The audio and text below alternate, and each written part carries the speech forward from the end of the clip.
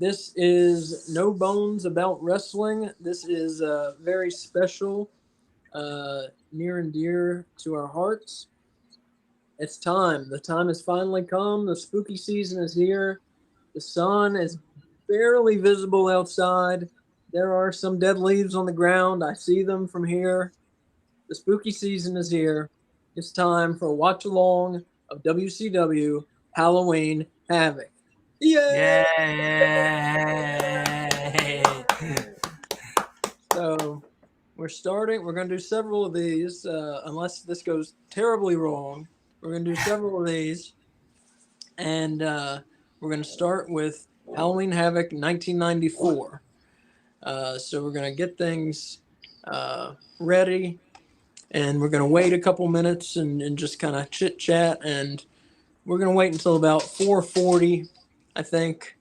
Wait until people have had a little time to get here, and then we'll press play and get started. But yeah, basically it's just a watch along. It's me. I'm Asa from No Bones About Wrestling. Below is Kay from No Bones About Wrestling. She is Tony Storm, a brunette Tony Storm with the shoe throwing. I am Coach Ted Lasso. And to my right here is Dylan from Last Week in Wrestling. And he The is whistle killed me. The whistle got me. That was it. That's all I needed. He is a clean-shaven Mick Foley. Clean-shaven Mick Foley. Young man Mick Foley. Or you can call me CM Punk. Whichever one I look a little bit more like, it is what it is. But or we can call you what? You can call me CM Punk, I guess. A little because more of the clean-shaven aspect or something. I know I tried to find a wig. I tried to find a beard, but I can't grow facial hair, so that was out naturally. Tried finding a beard, but I couldn't find one. So unfortunately, you got me kind of looking a little more professional than anything. I got a tie on, so I kind of am like Foley with Mankind mixed in. Job interview Mick Foley is the action figure. There you go. Yeah. There you go. I like that one a lot better. Job interview Mick Foley. But yeah, folks, so this is one of my favorite pay-per-views. Honestly, besides WrestleMania and Starrcade, Halloween Havoc was always it for me. I don't know if you're as old as me, but it used to happen where we would get sent a pay-per-view schedule in the mail every month. Where I live, we had cable. We grew up, middle class, was lucky enough, and we got cable, and we got mailed every month a pay-per-view schedule with all the movies and all the events and all this shit that was going to be on pay-per-view. And so for the entire month of October, there was always an ad for Halloween Havoc with like a spider about to attack Sting, or like a scorpion, on Big Van Vader's head or some shit like that. And all month, every October, I would always just stare at I never got to order it because, it was like $30 fucking dollars, and my parents weren't going to spend that on it. But I never got to order Halloween Havoc when I was a kid until I got a job and could pay for it myself. But I would always stare at those pay-per-view ads all month and just imagine the spectacle full of wrestling and horror, two of my favorite things mixed together that was going to happen. And so ever since, it's been one of my favorite shows. And I've gone back since then and have seen them all, obviously, to fill in that void that I missed in my childhood. And I can safely say it's aside from WrestleMania, my favorite pay-per-view. And we have one victim now. We have one. So yeah, we're waiting until just around 4:40 and waiting for people to file in, and going to press play then. And of course, after the fact, if you're watching this on a day that's not September 9th, then you can just press play whenever we get there. But so let me ask Dylan, you've never seen this show, right? I've never watched Halloween Havoc. You've never seen any Halloween Havoc? No, I haven't. No, I have not. I was a big WWF fan before I kind of migrated over to WCW and a lot of the other promotions that wrestling is very fortunate enough to give us and everything. So I've heard of it. I have seen and heard many great and crazy moments that have happened in Halloween Havocs. starting back from '89 all the way to recent Halloween Havocs now in the NXT. So I'm honestly, this is more exciting for me to be popping the cherry, I guess you could say, of the Halloween Havoc pay-per-views right here. So it's very exciting. I'm very excited to do it with you guys. I'm a big fan of you guys as well. Yeah, no, this is very exciting. I'm very excited. Yeah, it's a good one to start with. It's not the best Halloween Havoc. We're not going to start with the best. That's that's ridiculous. But it's a good one. It's a good one. The main event is WCW World Champion Hulk Hogan. This is the year that Hulk Hogan switched from WWF to WCW. He came in July and beat Ric Flair for the belt. And now here in October, he's defending the belt against Flair. And they're in a steel cage match. The loser of the match must retire, and the special guest referee is Mr. T. Now, if that's not a fucking main event in any city, in any place, at any time, I don't know what is. Steel cage, loser retires, Mr. T is the ref. What? Hogan versus Flair, the two biggest wrestlers in the history of the United States? Are you fucking kidding me? They're pretty much still in their prime too. This is '94, so they're not like ancient. They're just a little past their prime, just a little bit. So it's pretty good match. You know what's really funny about this Halloween Havoc is this is the year I was born. Oh yeah. So this is the year that I was born. So this Halloween Havoc happened while I was coming into the world, which is very interesting to be watching something that was happening while I was being produced here into planet Earth. And it's wild to say that, but yeah, no, I'm excited. And yeah, Mr. T is a special guest, like you were saying. I mean, yeah, I don't know what kind of pay-per-view isn't a main event if that's not a main event right there. Yeah. Honestly, it's almost kind of reminds me of what we saw recently with Cena as a special guest referee against The Miz and LA Knight. So that's very interesting. Mr. T gets a little more involved than Cena did, but I won't say too much more. So we're about 2.5 minutes, and we're gonna start here. So if you're in the lobby, if you're not in the lobby, if you're watching us, get your Peacock ready. That sounds dirty. Get your Peacock subscription ready. WCW Halloween Havoc 1994 is what we're watching, starting in about 2 minutes and 10 seconds from right now. We're going to press start. So we got 8 matches on it. It's a good show. 7 of them, well, I'd say, 7 of them pretty decent matches. One is, but it's the shortest match on the show, fortunately, is the shitty one. So that's fine. You can't win them all. You can't win them all.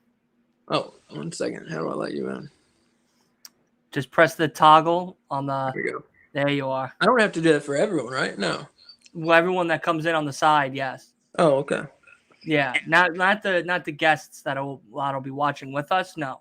But the people that are joining the live stream like we three are, then yes. Yeah. It's okay. This is you've seen Halloween Havoc with me? Yeah. What are you expecting out of this show? Well, I don't think I've seen this one. So actually the match I'm most looking forward to is the Nasty Boys match. The Nasty Boys. You're a Nasty Boys fan. I'm a huge Nasty Boys fan, and I hit them on Halloween. Seems like a perfect mix. It is. Yeah, the Nasty Boys take on Terry Funk and Bunkhouse Buck in this one. And if you think it's funny now, well, if you think Bunkhouse Buck is funny now, wait until you got Terry Funk and Bunkhouse Buck in the same match, and the announcers are trying not to say the word fuck. They're talking about Funk and Buck and Bunkhouse, and trying not to say fuck and fuckhouse and Buck and Bunk. It's Funk all over the place. They got you can hear them. They're really watching what they're saying. I'm also excited to see technical wrestler. So we got Steve Austin here before he was Stone Cold. So we're starting in 20 seconds here, and we're going to have a countdown from 5. WCW Halloween Havoc 1994. 10 seconds. He's staring at the time. 5, 4, 3, 2, 1, Halloween Havoc. Let's All go. right, I have started it. I have my glasses on for this. Look at these two.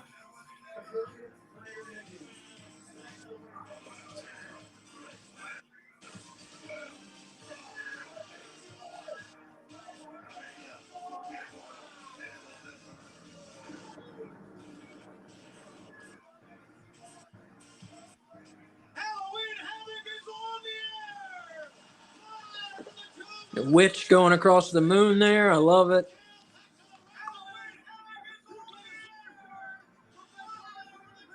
There's Muhammad Ali in the front row.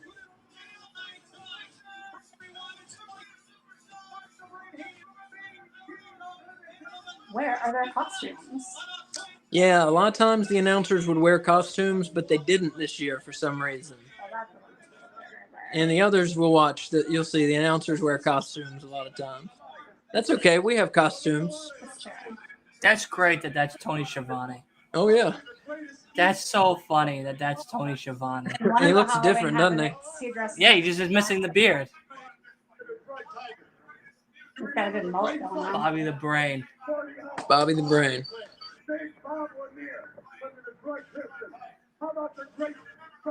Yeah, Bobby the Brain there in the middle. One of my favorite wrestling personalities of all time. He's such a funny announcer and such a good manager. He's one of my favorite announcers, for sure.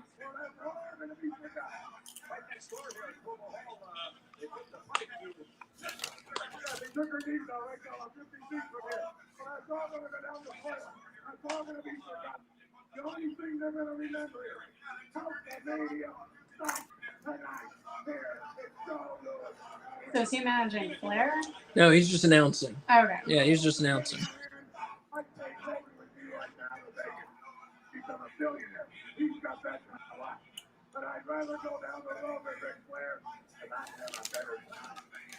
But that's not a gimmick. I think Heenan actually did have neck surgery. It looks much better than Roderick Strong's neck brace. Well, that's because this is real. Yeah. I believe it is. Phone number is no longer active, folks. Yeah. I'm sorry.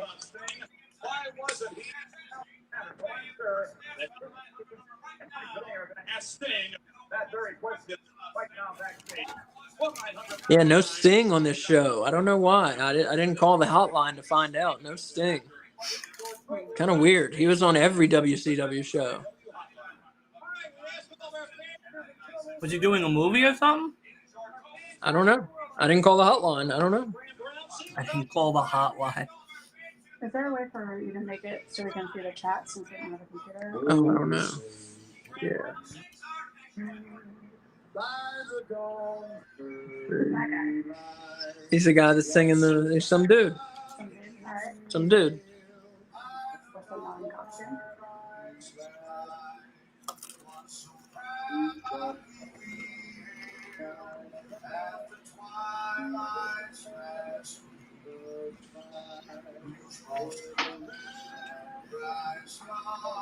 When did they stop singing the national anthem before pay-per-views?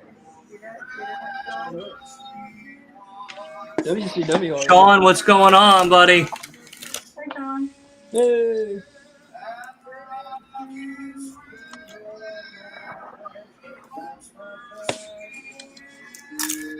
I'm glad they stopped doing it. It's a long song.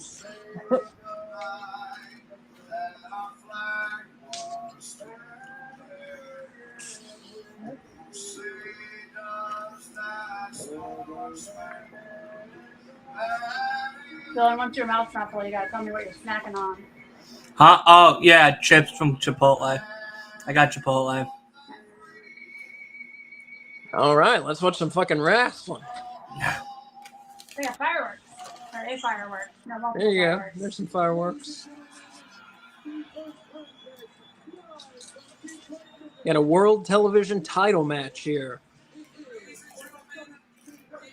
Here comes the Honky Tonk Man. His record was most recently destroyed, right? Yeah, I just wanted to hear his theme here. Wow, he looks the same. Yeah, doesn't he does not age. Oh, the ghost comes along with the Honky Tonk Man.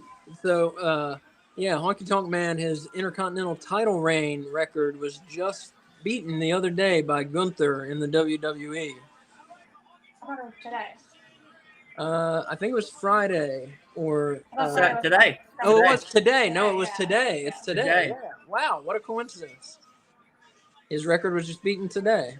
Can we talk Yep. about the At the end of graveyard? today, he will be officially the longest reigning IC champion since the Honky Tonk Man. Here comes Johnny B. Bad, whose gimmick is that he looks like Little Richard, and I believe he has fake vampire teeth in, Oh, look at it. and he has a spider web cape, That's awesome. That's hilarious. and he's got firework bad blasters. Always the showman.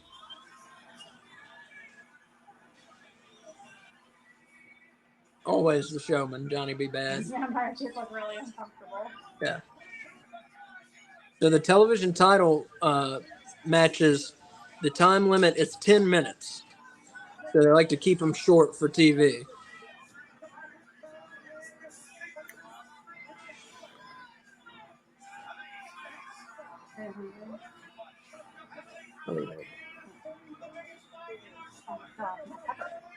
I would love to have that robe that Johnny B. Bad has. Right? It's pretty sweet. Somebody lovingly crafted that "Have a Bad Day" robe. And here's the Bad Blaster. Didn't he blind someone? Like fake blind someone with the bad blaster? He did at one point, a year prior to this, he fake blinded Max Payne by shooting the Bad Blaster off right in his face. Is that the incident that led to the blind? There we go. Blind match? Or was No, that was in WWF. Okay. Yeah. People love the Bad Blaster. I love bad blaster. Honky Tonk Man doesn't know what to make of it all. It's like an Elvis Fred Flintstone.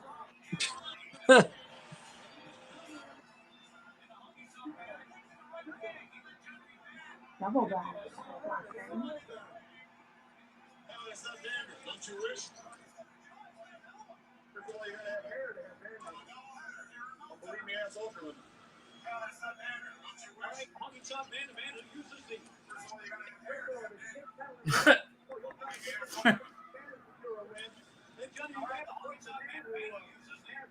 You trying to figure out how to put the chat on the screen? No, I'm doing it a different way. I'm just opening it on the laptop here. Okay. Oh yeah, thank you. Yeah.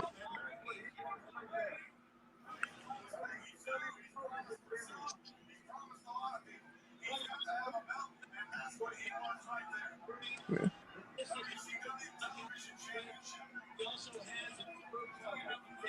Johnny B. Bad reminds me of Freddie Mercury if Freddie Mercury decided to become a wrestler instead of the lead singer of Queen. I can see that. He's got the same fashion sense. Excellent Yeah. style. Yeah. And the same sweet mustache.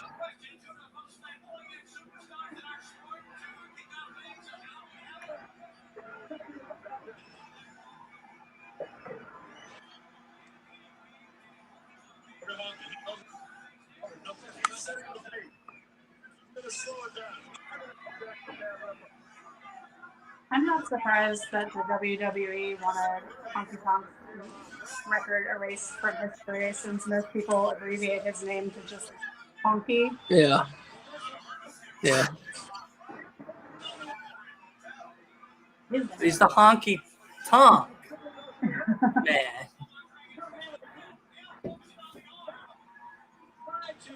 That's about as athletic as the Honky Tonk Man gets right there, what we just saw.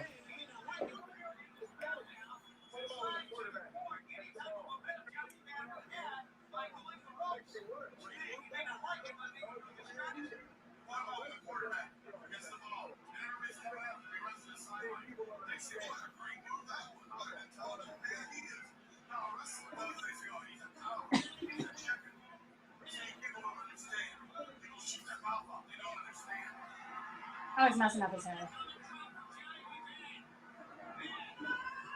go. Oh, he's messing up the hair. There we go. Oh, your boy. There's Sting. There he is. Oh, that's why he wasn't on the show, because he was on the phone line. Sucks. You call the hotline to find out why Sting's not on the show, and it's just because he's on the He hotline. answers the phone. That'd be pretty exciting. Hi, this is Sting. I'm going to direct your call.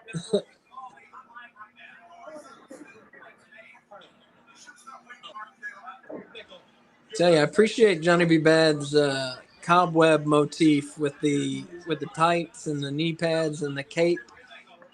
Yeah. He's almost the shoe-in for outfit of the night. Yeah, you're giving an outfit of the I'm night. giving it a thing, yes. Okay. And then I'm giving an overall thematic costume rating to the show. Okay. Fun rating. All right. I like that. I like that. I think we could also rate the set. Rate the set. Yeah. It's an okay set. It's not their best and not their worst. Well, I need them to show it more quickly. They have gravestones with sometimes they'll put real people, sometimes they put funny names on them. They do different things in different years. I like the mausoleum arch Mhm. to the entryway. Well, I guess it's on the side of the entryway. The entryway's in the middle. Yeah. Haven't seen any punk yet. Gonna be some point deduction for that. I think there are some later. I think some come in later.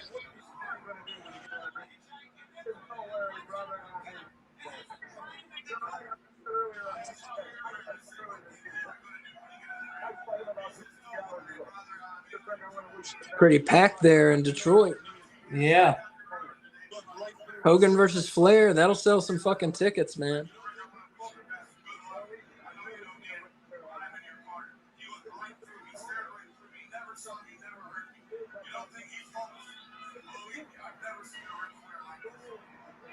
Heartbreak Hotel is tapped on his ass. I like Honky. Yeah, he's funny. Yeah, he's good. He's a good heel.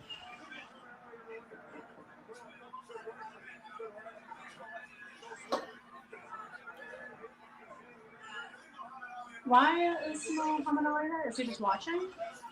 I think just because they wanted a celebrity to be there, yeah. Okay. Yeah, he's just watching, yeah. Oh, okay.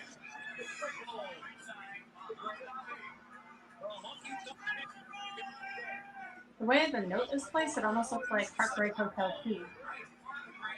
You can see that disease is starting to eat away at him. Yeah, poor guy.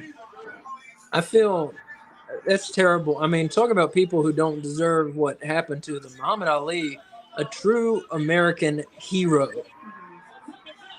a man who rose to the top of the boxing world, you know, flew by his wits and his fists, and then rather than go to Vietnam against his beliefs, went to fucking prison and lost his belts rather than go against his beliefs, came back out of prison, won the world heavyweight title again.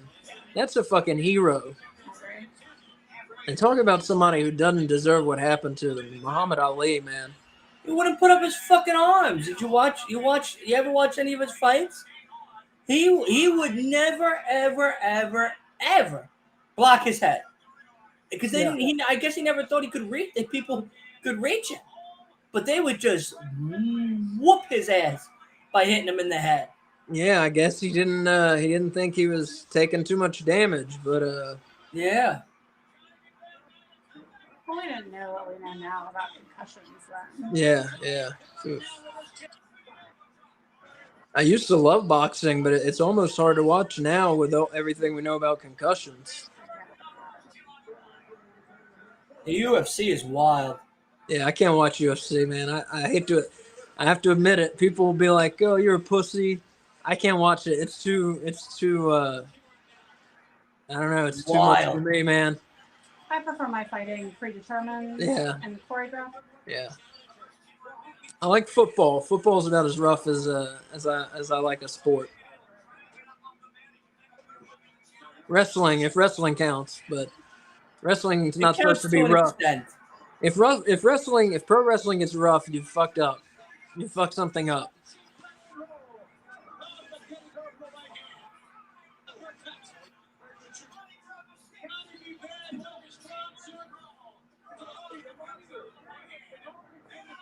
Almost hit him with the shake, rattle, and roll. Mm-hmm.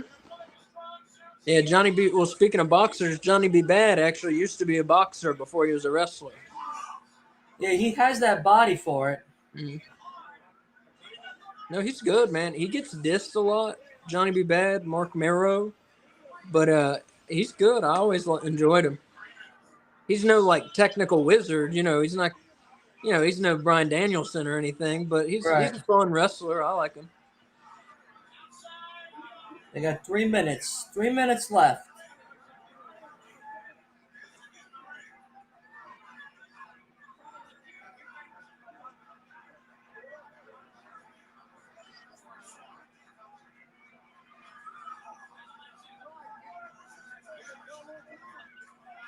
Yeah, this one for the TV title. If you're just tuned in, Johnny B. Bad's World Television title. It's a 10-minute time limit they deal with here. They like to keep the matches short for TV, hence the name TV title, which I always used to like. It made for fast-paced matches, unless the Honky Tonk Man was in it.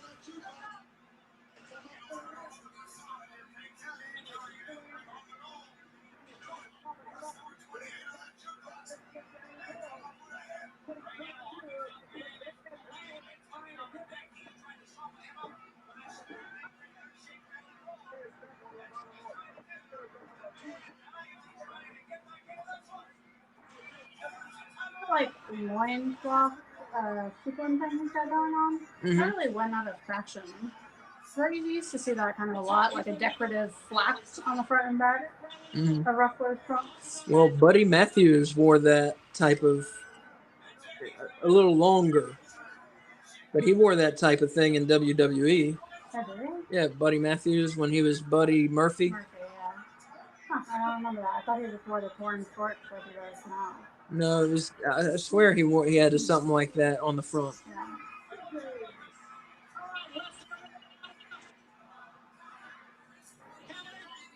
The kiss that don't miss. He's getting ready.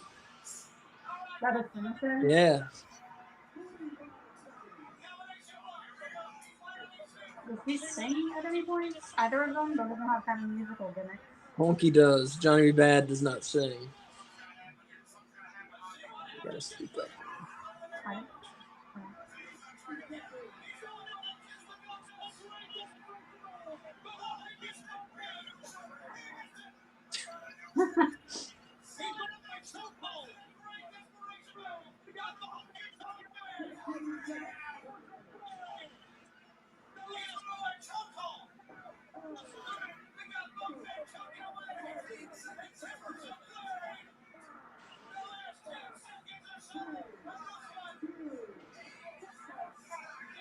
Yep.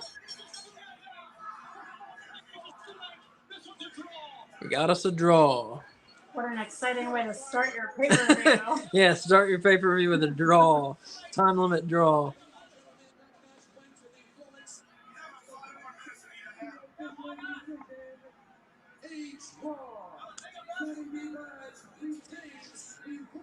Who doesn't want to start their pay-per-view with a booing?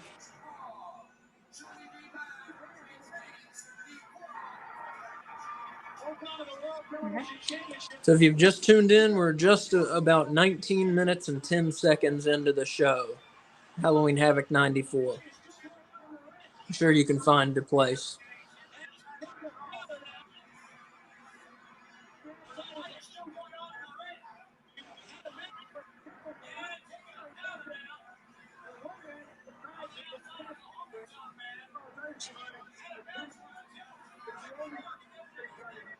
So yeah, we got a draw for the Got a World draw, Television baby. title.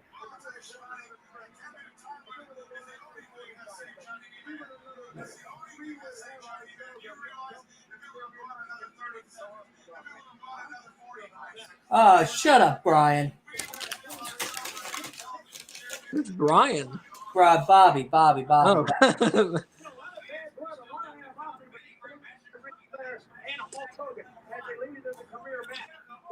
Brian Brain. Close enough. I knew who he was talking about as soon as he said Brian. Oh, I didn't. So this is back in August of 94 here. Yeah, I was just born in May. I was 3 months old at this time. Jesus.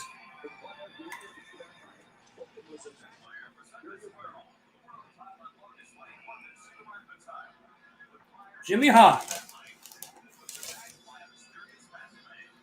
We just saw Jimmy Hart at where was he? Where were we? In Winston? We're in Winston. Yeah, here in Winston-Salem at at an independent show last month. Or no, it wasn't Winston. No, it was Louisville, Yeah. Louisville, North Carolina. He came out and he sung a little. He sang for like 10 seconds for us. But yeah, somebody came out and did a sneak job to Hulk Hogan's knee. And then Hogan was in the main event against Flair. Valiantly showed up to defend the belt. Was this before or after the Nancy Kerrigan incident? This is after they Yeah, copied. they Yeah, they it. copied Yeah. the Nancy Kerrigan figure skating attack. We need to get managers in some airbrush suits like that with their wrestler face on the back. That's pretty sweet. I agree. No, this is when I identified him by his mustache. Mm-hmm. Phil and I knew who that was based on his mustache. Isn't that impressive? Who is it? It's Rick Rude. You can see the Rick Rude stash. No, that's you're thinking of something Oh, different, never, it's a babe. different Masked Man thing. Never mind. Something Not totally Rick Rude. different. Not Rick Rude. I lied to you. Not impressive. That was Halloween Havoc, but not this. There are multiple Halloween Havoc Masked Man angles. Yes.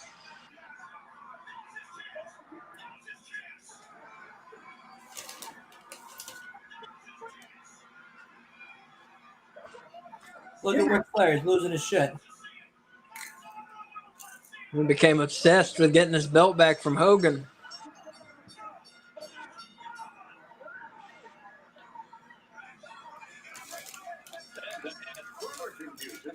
That's director Michael Jordan. Mm-hmm. Yeah, he had a restaurant. Jordan used to have a restaurant in Chicago. That's it. There's Mr. T. Yep. Well, a lot of questions need to be answered, and hopefully they will tonight. Number one, who's fighting? Michael Jordan's restaurant. Mr. What the hell are you doing? I'm combing my mustache. Got to look nice for the nice people, you know? Oh, Ripley likes that. You like it? You gonna like that? Yeah, you came to that.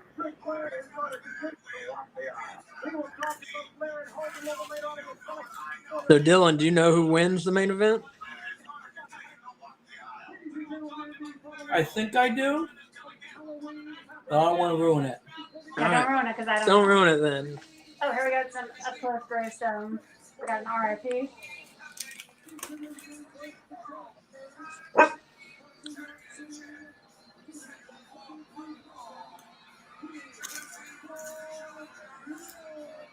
Paul Roma there on the left from your neck of the From woods. Four Horsemen, right? Do you know a lot of these guys, Dylan? Some of these guys, like, you don't go back and watch old WCW a lot, right? Not a lot, once in a while, but I didn't know Roman was in my neck of the woods. Oh yeah, he's from New York. I mean, not Long Island, I don't think, but New York. Yeah, we were talking about this yesterday when we were watching Rampage. What's up with all the wrestlers from Long Island? There's like four Listen, W. The talent comes from the best island. It's all right. really impressive. Look at MJF. Enough said. Is that their normal costume or is that Halloween? We got the best comedian, Decorated? Jerry Seinfeld. We got the best singer, piano player. Jerry Billy Seinfeld Joel. from Long Island? Mm-hmm. I don't know that. Billy Joel, yeah. No. But now he's not a Long Islander anymore because he sold his Long Island home. So fuck Billy Joel. Stars and Stripes. I loved them when I was a kid. Who's the masked guy? So the masked guy is the Patriot. A guy. I always wondered who he was when I was a kid. You know, who's the Patriot? I thought he was somebody else. He's nobody else you know. He's a guy named Del Wilkes. That's it. He's not. You just know him from being the Patriot. He's not known for any other angle. But he's good, the Patriot.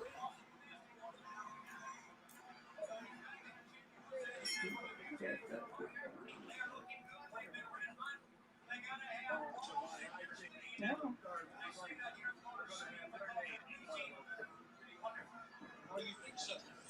And Paul Orndorff in the ring there for pretty wonderful. He of course he main evented WrestleMania 1. He was in the main event. It was Hogan and Mr. T versus Orndorff and Piper. Right. That I know. And Orndorff was one of the, when WCW started picking up older guys, Orndorff came along. Orndorff, Hogan, Earthquake, Nasty Boys. Hogan brought a bunch of his buddies with him. Randy Savage eventually.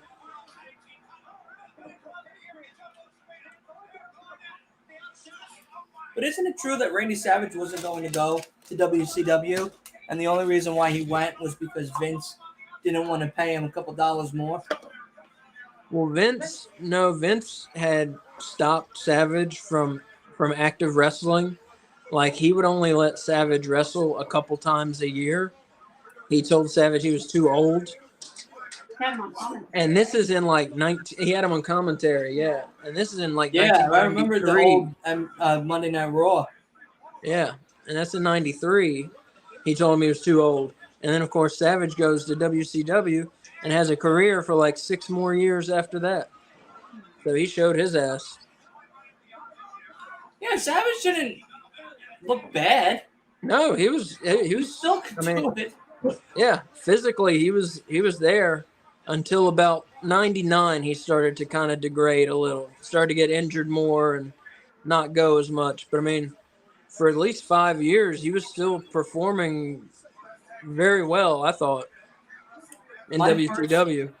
My first introduction to Macho Man Randy Savage is a funny one. It's from the Tobey Maguire Spider-Man movie when he's in there in the cell, and he's like, "I got you for 3 minutes. 3 minutes of playtime." What's his name in that? It's like Bone Crusher. Bone Saw. Bone Crusher? Bone Saw. Spider-Man. 2002 Spider-Man with Tobey Maguire. Maguire, yeah. It was You're going nowhere. Yeah, Paul Roma in the ring there in the red is infamous. He's commonly known as the worst of the 4 horsemen. So he was, he was a 4 horseman for about a little less than a year, but he's pretty commonly known as the worst 4 horseman ever. Why is that? Just his wrestling ability, and people say he has no charisma. And he never got any time on the mic, so if he had any charisma, he never got a chance to really display it.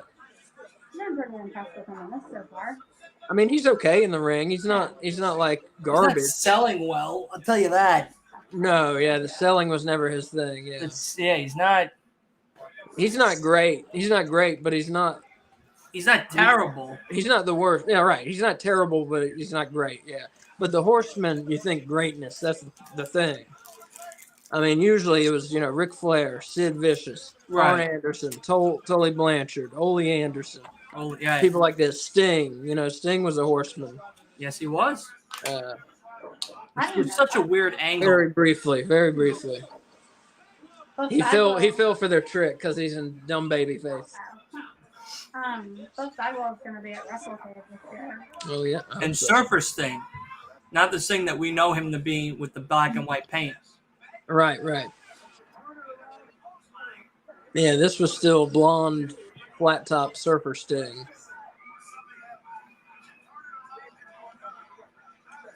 I don't know how I saw Sting when I was a kid because, I didn't watch wrestling. So I knew Randy Savage, Sergeant Slaughter, and Hulk Hogan from, commercials and G.I. Joe. But when I like my whole life. When I picture a wrestler, when someone's talking about a professional wrestler, I picture Surfer Sting. I don't know where that came from. Isn't that weird? Because he didn't really do commercials, did he? None that I can think of. He did commercials for like WCW video games. I grew up in a neighborhood with like all boys, so all my friends growing up were boys. I wonder if one of them had an action figure. Sure. Most likely. Yeah, Sting was cool. He was always thought I was very cool. yeah.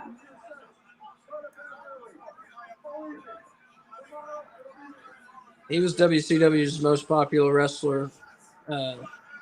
Usually either him or Flair would trade it back, you know. Mhm.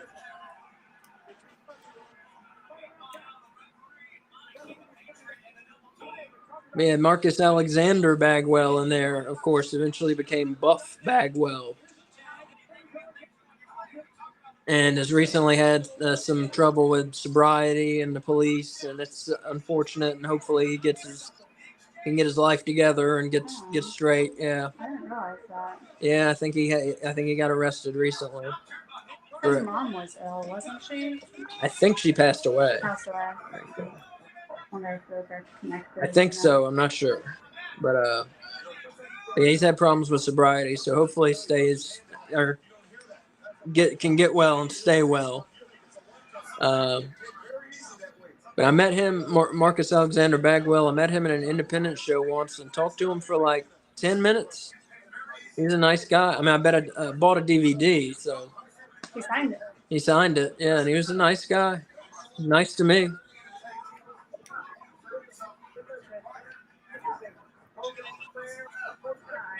So I made it colder in the house for you. For your jacket. I'm gonna make it a little warmer. Bring me a moment, dude.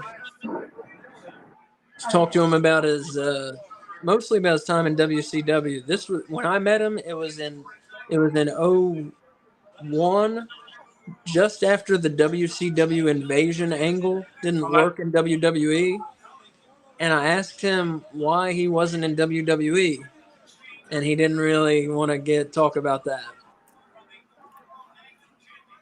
Which it wasn't any of my business, really. So No, but I can't mean, blame him. yeah. Just as a fan, I wanted to know, you know. I was like, what gives, man? I was like, you're young, you know, you're talented. I don't get why they didn't keep you. And he didn't want to talk about it. My understanding is he acted like a fucking asshole to everybody in the back. Because he thought he was going to be kind of picked to be a key guy, so he started acting Like a key guy. like a key guy. Yeah, We've had our fair share throughout the years and eras of wrestling where a lot of people thought that about themselves.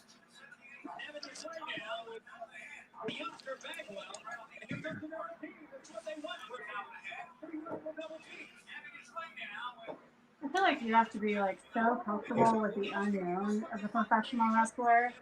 It's not like an actor where you get to read the script ahead of time. Like from week to week, you don't know what's going to go on with your character and that's your career. That has to be so stressful. Well, if you're with a good company, they have long-term planning. I mean, if you're with a good company, you do know. You know months ahead of time. Even for not like major players? No. Yeah, so that's what I'm saying. Like on the whole, because the majority of people in the wrestling company aren't the major players. You know, Right. they're usually few and far between. And so Yeah. to just like show up to work that day and like not know if you're going to have a match necessarily. Jesus. That's how AEW seems. From the All Access show, you know, like with Sammy, like he would show up and not know if he was going to have a match that night sometimes, you know? He'd be like waiting around to find out. Did that show get canceled? No, they finished their episodes. Oh, okay. They didn't do very many, or maybe I just missed some. I think they did 6. No, they did. So, Dylan, what are you thinking about Stars and Stripes versus Pretty Wonderful? What are you feeling? I mean, they're selling a lot better than the other two. I tell you that. Like, Pretty Wonderful is pretty bad. Mike Roma is very, not interesting to watch. I can understand why he was excluded from the Four Horsemen. Yeah, pretty quickly. Yeah, pretty bland. Very. I hate to say, yeah. Both Bagwell Like his partner sells. His Oh, partner sells. His partner's Yes. very interesting. Oh yeah, But, like- Paul Orndorff's a pro, man. He's a pro. Yeah, but Mike is just Paul. Paul. They're both Paul. Oh, yeah. It's Paul number 2 is bad. It's bad. And the fans used to get them mad. They would chant Paula. They would Yeah, call I them. would probably chant Paula too. They would call them Paula. Yeah. Paula Roma. Yeah. Yeah. Yeah. Yeah. I'm surprised that the people in the audience aren't dressed in costume. Yeah, you would think so. It was 8 days before Halloween '94. Well, like, you go to a show called Halloween Havoc, you would think, especially the kids, like, some of them have the Hogan headbands on, but I don't think they're dressed like It's not 8 days before Halloween. This is August 21st. No, this show. Yeah, it's August 21st. No, it's October 23rd. Oh. The August thing was that they were showing a clip. Yeah, from Flash. Yeah, no, dude, this is October 23rd, '94. Yeah, most people would not be into it if you did a Halloween thing in August. Yeah. Except for, like, us. Yeah. Yeah, I would be there. I was 4 months old when this was happening. That's So this crazy. was This was Dylan's first Halloween. Aw. Stars Yeah. and Stripes versus Pretty Wonderful. Pretty bad. Pretty bad first Halloween, I tell you that. So you prefer the TV title match to this one? Yeah. That definitely had a lot more flair I to hear you. that than anything else. It's a little slow. I mean, the tag match is cool. Stars and Stripes was very good. Yeah, But they're good. Paul's partner is selling better than Paulina over there. You know, it is rough The to Patriots watch him. haven't been in very much. No, he's there for the hot tag. Yeah. Marcus Alexander Bagwell is there to suffer. The Patriot is there for the super hot tag. Just like the Acclaimed. Yeah, And the Patriot is very talented. yeah. Oh yeah. I'm shocked they didn't. Now, my question to you is, because you would know this more than I would. Did they ever give him a singles run? He got a singles run in the WWF. Actually, he went to WWF in the mid '90s. Now, did he face the Blue Blazer? No, Was he Because that would have been He- interesting. he is kind of reminiscent of the Blue Blazer, isn't he? Was he Yes. masked? Yes, he was masked. Yep. Is he really? But- Is that why they kept the mask on? Mhm. Blue Blazer, of course, being Owen Hart. Yeah. Yeah. For Well, those who no, don't know and want to know a little history about Owen Hart at one point was called the Blue Blazer. Eat your vitamins, kids, and drink your milk. And it looked very much like the Patriot, except everything was blue. Blue. Yep. God rest Owen Hart's soul. Yeah, that was Great and absolute talent. Yeah, one of the best, one of my favorites. That was terrible when that Yeah. happened. Him and his brother, him and Brett's match was very good. Mm-hmm.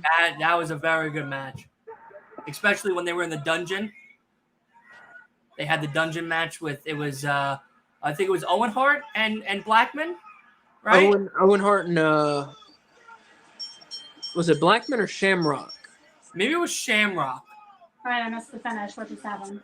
Pretty Wonderful won the tag titles. Pretty Wonderful won the tag, Yeah, which is pretty bad. Pretty Yeah, bad decision there. they should have kept Eric him Bischoff. on. They should have kept him on Yeah. Stars and Stripes. Yeah, But we know as we've as we've gotten older, we realize why they make these unfortunately foolish decisions. Hopefully fans will gravitate to Pretty Wonderful, even though Paulina is a bad seller. yeah. And maybe, with the title now, he'll be a better seller. But a lot of the time, the people that don't sell and aren't really, a team player is because of the ego. Oh yeah, You know, ego. and that's really And that's what hurt. That's what stints their growth and career is that ego. I tell you, it's a killer. He's very muscular. Like he's almost like a horse, where you can feel like the ripples in his muscles. Yeah, I think it's safe to say he was on the juice. I don't think I'm going out on a limb to guess. No, I don't think so either. Oh, there he is. Here we go. Boy. Now, the girl looks so familiar. I know the name, but I can't say it. Sensational. Well, here she was sensuous Sherry. But Sherry. usually she was sensational Sherry. Right. Sensational Sherry. He spilt something on his feather. You want to know something very interesting about Ric Flair's robe? Right. So one of his very famous robes was bought by a fan. And WWE does the treasure thing with Mick Foley and everybody. So they went to the guy's house to get one of Ric Flair's famous robes. I think it was that one, or maybe it was the gold one or a red one that he wore like a lot during his either WCW or WWE era. The guy wanted $20,000. It's reasonable. It's reasonable. They didn't buy it. They wouldn't buy it. Foley was like, look, it's a little too hot. And Foley's a nice guy. So he's like, yo, listen, I understand what you said, the price, this, that, and the third. There's a lot of history, this, that, and the third. And he's like, what about 17 and change and, season tickets for every time they come to, this state or whatnot. And the guy goes, no, 20 grand. Did Foley talk about that on his pod, or was that on the actual episode of? An episode. No, this was A&E episode. Yeah. It might have actually been more, to be very honest with you. I might be mistaken it. I could have been maybe 30 grand off. He wanted an exuberant amount of money. I'll put it to you that way.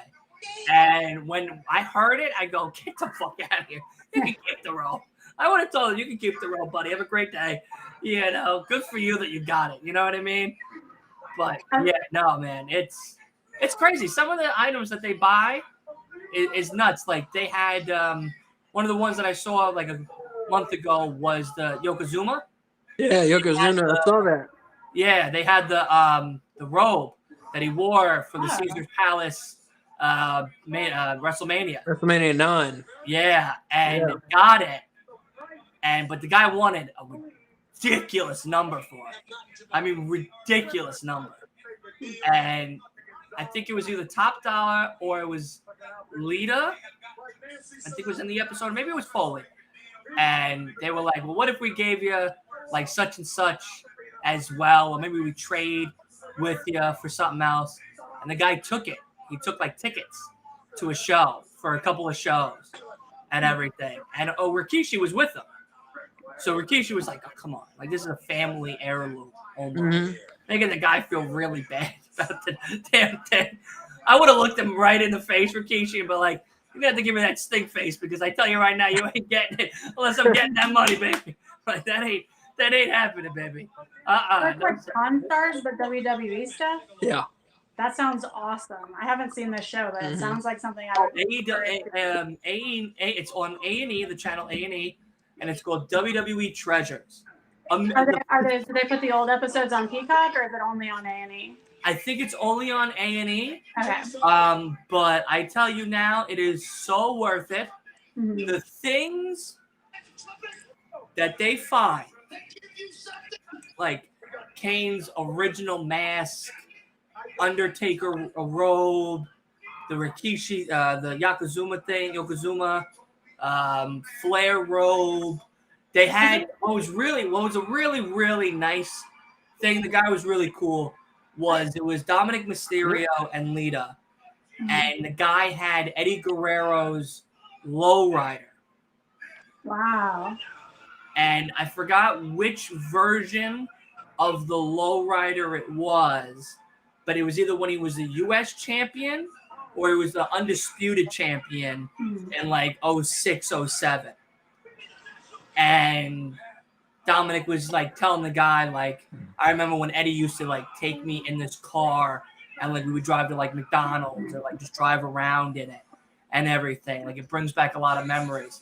So the guy was really kind, and he gave them what they were asking for. And then they also threw him like a whole bunch of like tickets and some other like cool stuff. That's cool. But he was like, look, the only way we're going to get this is Dominic, so the guy, as long as, we'll buy it. As long as we're selling the dice with it too. Because he had the big two cube dice in the rear view mirror. Mhm. And yeah. So, are they opening a museum? Is that why they're collecting all this Yeah. stuff? Or I guess, or they just keep it all in the warehouse. I don't know. I hope they open a museum. I would drive, because if it's in Connecticut, it's 2 hours. Like, that's not that big of a deal. It's a boat ride. Yeah. But I would 100% go at least once a year You go to that, yeah. to go look at Like, this. have like an actual like Hall of Fame wing where you like. Yeah, kind of like how they do it in Yankee Stadium would be cool. Because like in the new Yankee Stadium, when they built it, my father and I went, and we went through the Hall of Fame thing, where we saw like all the pent up things of all the players, the old uniforms and stuff, and it's crazy. But So who do we have here? So this is probably the worst Sullivan match v. on the Sullivan. show. Yeah, this is Dave Sullivan, whose gimmick is that he is a mentally deficient Hulk Hogan fan. Yeah. And then his brother, Kevin Sullivan, who is mean and is trying to bring him to his senses and tell him that Hulkamania doesn't mean anything and he shouldn't love Hogan and Hogan sucks and this and that and the other. It's a great bathrobe. Yeah. It's a great I bathrobe. wonder if the Yeah. same person that made Jimmy Hart bracket made that robe. It looks like it. I think so. Look, he didn't even rip the shirt off correctly. The shirt's already pre-cut to be ripped. Yeah. So. But yeah, this is the worst show. So if anyone needs to use the restroom or anything, this is the worst match Yeah, on the this is- show. I would.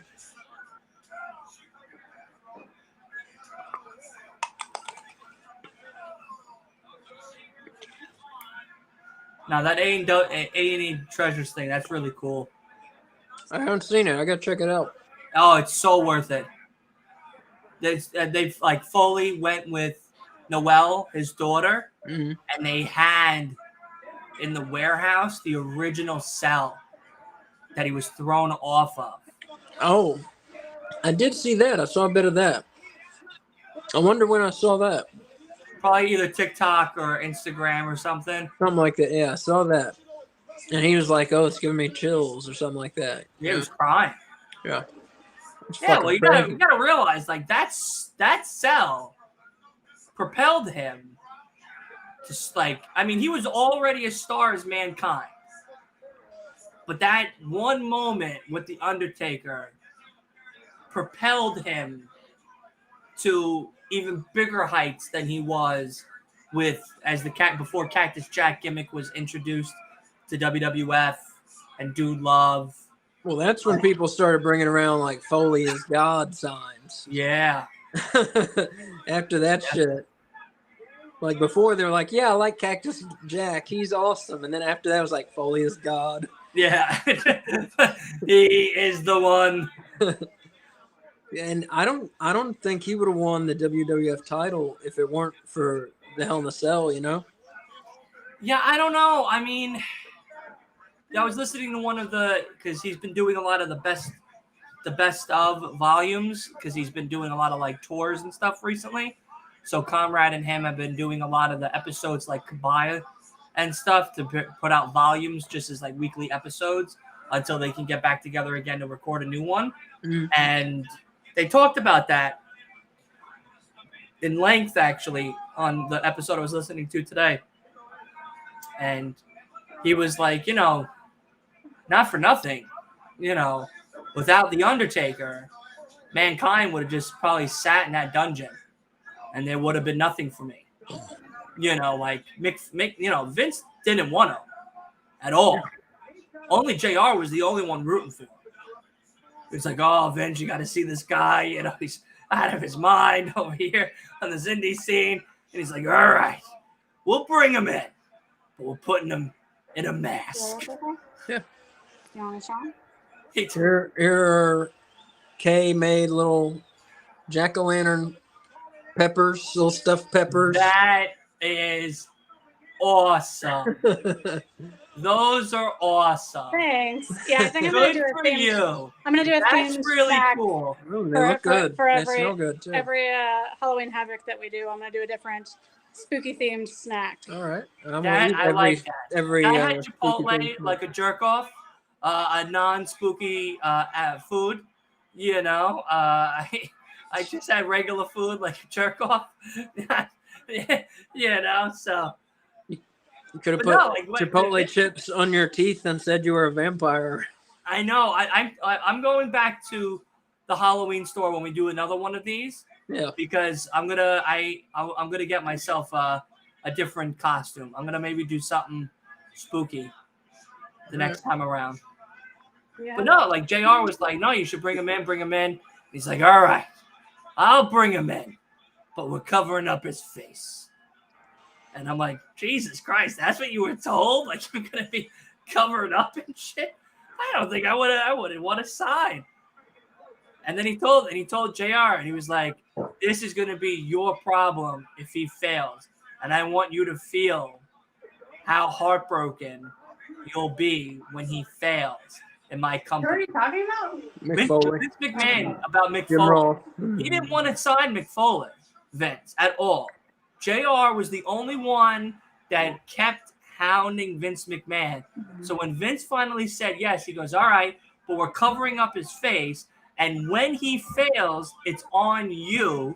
I want nothing to do with this man. And you will learn, you're going to feel what it feels like to have your heart broken by somebody you believe in. Wow. And I'm so happy Vince got to keep those fucking words, man.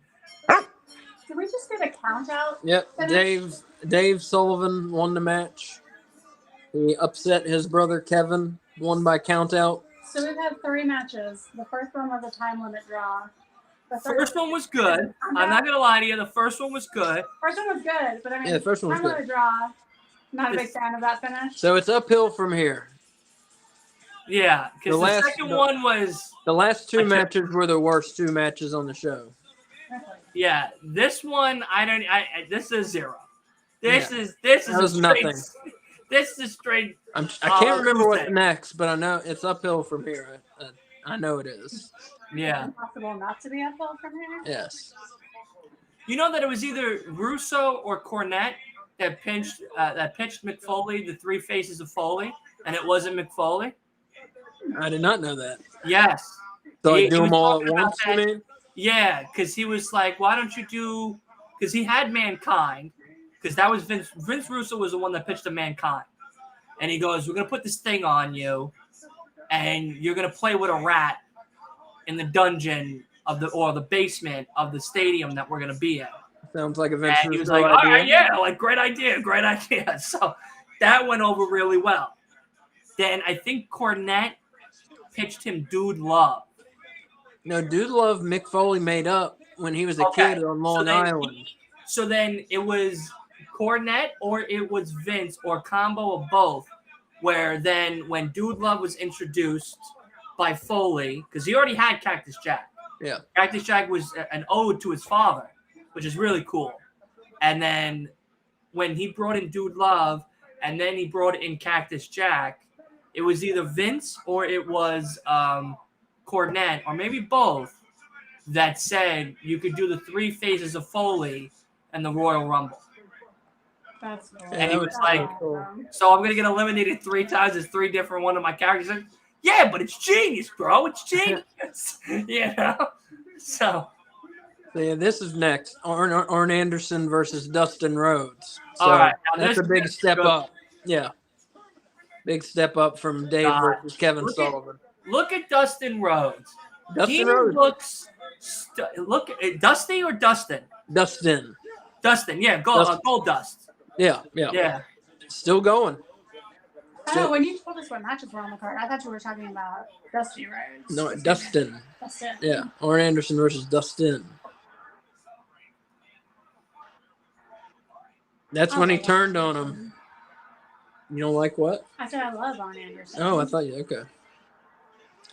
That's Bunkhouse Buck in the white in there. That was him. There he is, holding his arm down. That's Bunkhouse Buck. Is the Colonel their manager? The Colonel is their manager. They had what is up with not having managers now? I loved it. I love managers. I yeah. love them. They play such an important role in all the storylines. Like AEW has some, but like WWE doesn't have like any managers. Yeah, I don't know. I love managers. Well, they had Paul Heyman. They got Heyman. Yeah. But They that's had Paul Bearer, it. What? Undertaker. But No, now, I'm talking about now. Heyman. Now, That's it. the Right. best manager currently right now And is Prince Nana. oh, All right? Oh yeah. Prince I'm talking about- Nana Yeah, is 100% the best manager currently. AEW has good managers. I'm just saying. The like, best one running. WWE has like two, right? MVP and Look, that's Terry Funk in the corner. Holy shit. And that's his brother, right? On the other side of him? That's Terry on the left, and that was his brother on the right. I didn't see. Oh, Sorry. yeah, that was Terry. That was Terry on the left. I know that. But I think on the right was his brother. who is that? I'm not sure. That's Ming. Colonel Parker and Ming. Ooh, look at that good Halloween sign. Yeah, this match ought to be good. Mm-hmm. Yeah, we got this. We got Hacksaw Jim Duggan versus Steve Austin. That one I'm excited for. We got the world title match. We got the Nasty Boys versus Funk and Buck. Yeah, See how hard it is to yeah. do? And then one more that I'm forgetting. Look at those pants. Flair and Hogan. No, I named that one. That's the world title. There's What is one it? more. He has assless Now- chops on. Asa, let me ask you a question here. Yeah. Dustin Rhodes, he's had a lot of gimmicks. Mm-hmm. A lot of gimmicks. Would you say Goldust was probably the best one out of them all? Definitely, yeah. Yeah. Yeah. I I mean, hated those Goldust. You hated Goldust? I hated Goldust. Which version of Goldust did you hate? Like the super Early- gay one? Early WWF He was Goldust. He was a creep. He was like a With the rapey. blonde wig and come out with the girl. And he did, yeah, that shit. No. He would, have crushes on the male performers and Yeah, no. touch people when they I didn't didn't want to like- be touched in ways they Yeah. didn't want to be touched. Yeah. I didn't. I wasn't a fan. Yeah. But when he let himself into the character, Mhm. dressing up as The Rock, dressing up as Booker T, and talking and doing those funny gimmicks, Yeah. I go, all right, I can fuck with Goldust. I can fuck with Goldust now. Because before, I had to call Chris Hansen. Now, I don't have to call Chris Hansen. Well, it did a great feud came out of it. The Goldust and Roddy Piper feud. Yes. A very good feud. So some great feuds came out of it. But yeah, Goldust was such a creepy character, for a while there. You know what's funny about Roddy Piper? What? Hulk Hogan was on a Joe Rogan podcast. I forgot when. But he was talking about how the business works in essence and about like if you had the United States title matches on the line too for this card. Yeah. That's right, Sean. All right, good shit, buddy. Hogan was talking about how like sometimes it was easier to get like Hogan to have the belt because he'd have like a movie coming or something like that. So he wanted to promote the movie when he came back, give him the belt and stuff like that. But Piper would never, ever let Hogan win a match ever against him because he, in Hogan's eyes, he said that he was more of a wrestler than a businessman. And it's because of his background that Piper grew up on. So when they had a conversation one time in the locker room, Hogan goes over to him and he goes, look, Vince is telling me I'm going to win. I'm going to hit the leg drop, the pin, and that's that. And Piper looked at him. He said he laughed at him. And he said, it's not happening. And he goes, well, but Vince said, that's what's going to happen. Because, I don't care what Vince said. It's not happening. So then he had to go back to Vince and tell him, all right, Piper's not cool with me winning. So then he'd have to go back to Piper and go, all right, well, what if we did such and such, but Hogan win? No, Hogan's not winning is the point I'm trying to make here, Hogan. You're not winning. And he's like, yeah, but you got to realize, this is a business. So, if I beat you, it only is going to make you look good for when it comes time to a title opportunity, because then I'm going to let you win to get a title if you need to either push something like a movie or a TV show or whatever, or if you just want to be a champion for a while. This is going to give you that heat, that thing that people are wanting out of us as superstars. Mm-hmm. And Piper's like, I don't care. You're not winning. That's it. Wow. Truly just a non-team member, Piper. Fuck him. No, you're not winning, buddy. Piper was his own man. That's by all stories. From Ireland, a fighter, a real street brawler. You fight, you win. If you lose in a fight, you lose. That was Piper's mentality in a sense. Yeah. And because of that, he brought that ego to the business. Hi, Ripley. Oh, Ripley made her debut on the Ripley, everybody. Wrestling pod. Ripley is not in costume, but that's okay. She's a dog. Oh, we've got her Halloween shirt on. She has a Halloween shirt. Now, do you guys have doggy costumes for Ripley? We have one shirt. Yeah, we just got it last month or something. If I knew we were going to be this broke, I wouldn't have spent money on a dog shirt. I tell you that much. She loves it. No, actually, we can't tell if she likes it or not. Yeah, I don't know if she likes it. German, right? German Shepherd? Yeah. Okay. She doesn't pull at it, so I don't think she dislikes it, but I don't think she cares either. She's not ooh, my shirt. Yeah. Pretty good girl. There we go. Dustin Rhodes and AA. Dustin's a real technical wrestler. He got that from his father. Yeah, Dustin was always good. Won the U.S. title. Won the U.S. title. Never won the world title. Had chances at the world title. Never won a world title.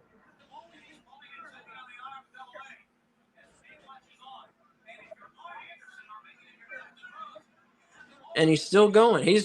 I made a note that Dustin was the only one on the card that we're watching who is still going. Yeah. I mean, Sting too, but yeah. Well, he's not on the card. He's right. not on the No. card. But on the card, yeah. It's good point. Yeah, Sting, he's there. Yeah, he's there. Yeah, Sting's just hanging out. You know what I mean? Yeah. He's just hanging out in the Raptors of the buildings. Like I said, it's weird he wasn't there. Wasn't on the card. Whoa! Shit. That was a tumble. It really was, man. Shit. That's just carpet over concrete. Yeah, and that thin ass fucking mat. Yeah. That's like an old school gymnast mat. I used to, in my aunt's house, their daughters used to do gymnastics, and I try to wrestle a few of them or whatever on that mat, and I took a bump. I was like, shit, this really hurts. And mind you, it's carpet underneath, but underneath the carpet is concrete. So, you take a DDT or you take a slam, and that thin ass mat between the thin ass carpet to that thick ass concrete, that shit hurts.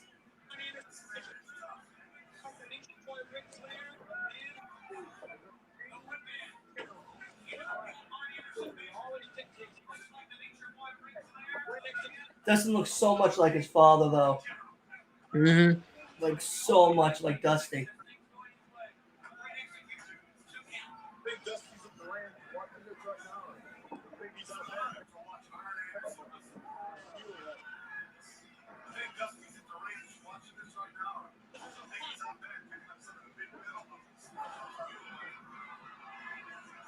Mhm. Shit. Yep, under the rope, right in the throat. Beautiful recover.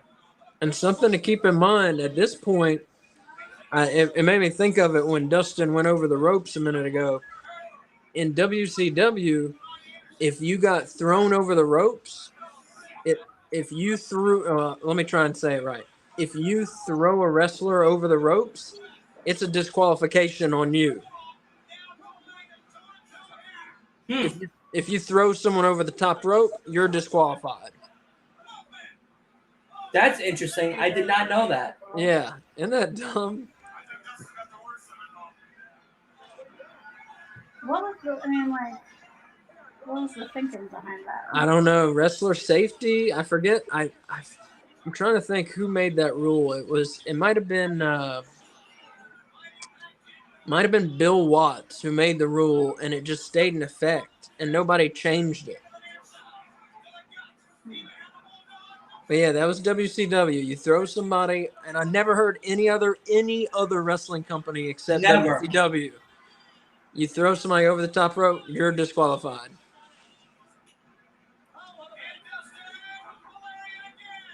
He's quick, Dustin. Yeah, especially for how big he is. Yeah, he's a tall boy. Yeah. I mean, they call him 6'8", but I don't know if he's really that big, but he's like 6'7". 6'6". Yeah, 6'7", yeah. Yeah.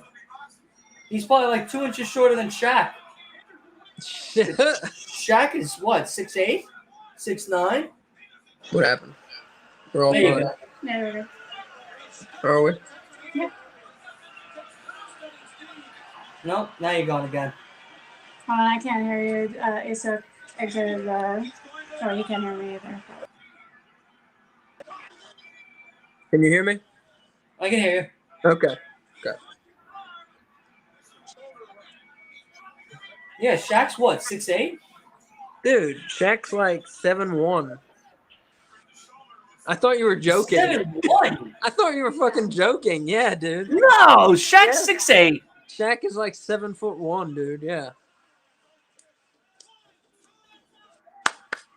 Dustin got him. Wow, That was a 7'1" good on the match. nose. Yeah, 7'1", Wow. 7'1", 7 feet.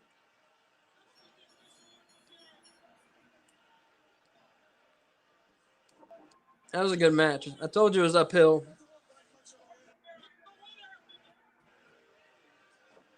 And Colonel Parker in there. 6'6", Dustin Rhodes. Dustin, okay. Wow. Taller than that. He does look taller than that. 5 inches shorter than Shaq. That's crazy.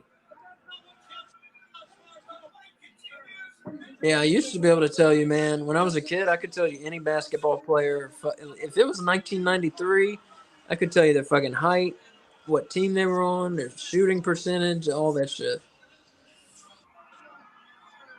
I used to work at Universal Studios in Florida, and like in the city walk that you walk to get to the theme park, there was an NBA restaurant, and outside they had these like bronze basketballs, and like each one had a handprint of a different basketball player in it, and my entire hand fit in the palm of Shaq's hand.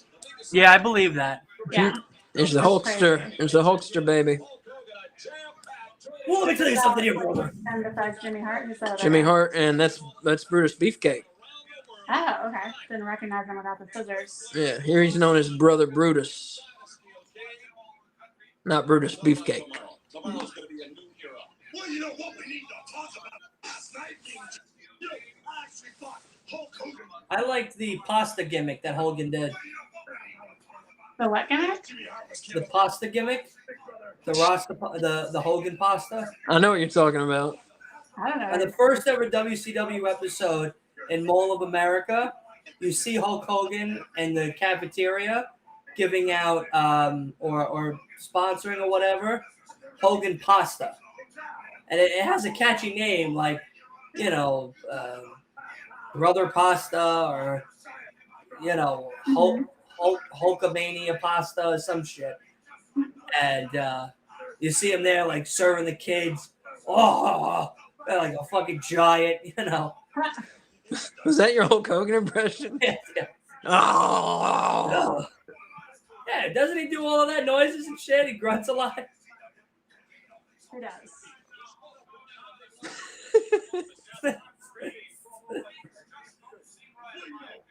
Will you know something, Dylan? He Yeah. Well, let me tell you something here, brother. There you go. I didn't realize he was so twitchy when he talked. Yeah. Like cocaine. Somebody doesn't make eye contact with you. You know, he's a shady character.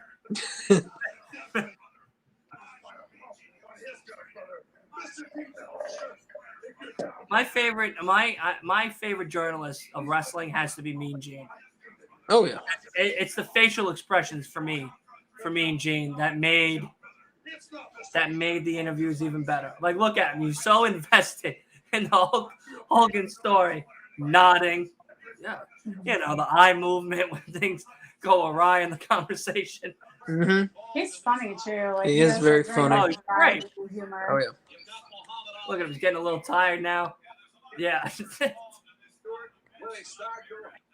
He was Gene Okerlund, I believe, was in the AWA, and Eric Bischoff got him from the or McMahon got him from the AWA. I mean, and then Bischoff got him from McMahon.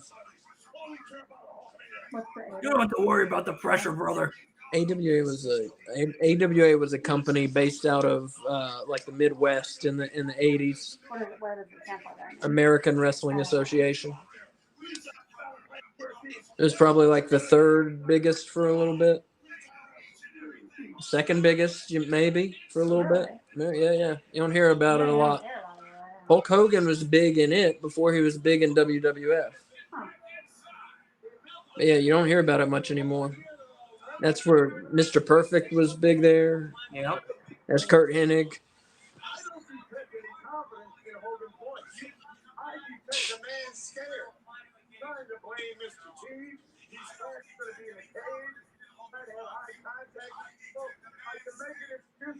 Look at the fucking headsets that they had.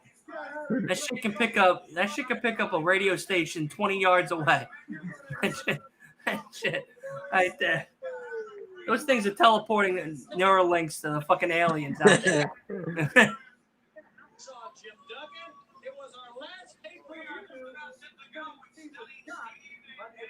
Stunning Steve Austin. Yeah, Austin had the U.S. title.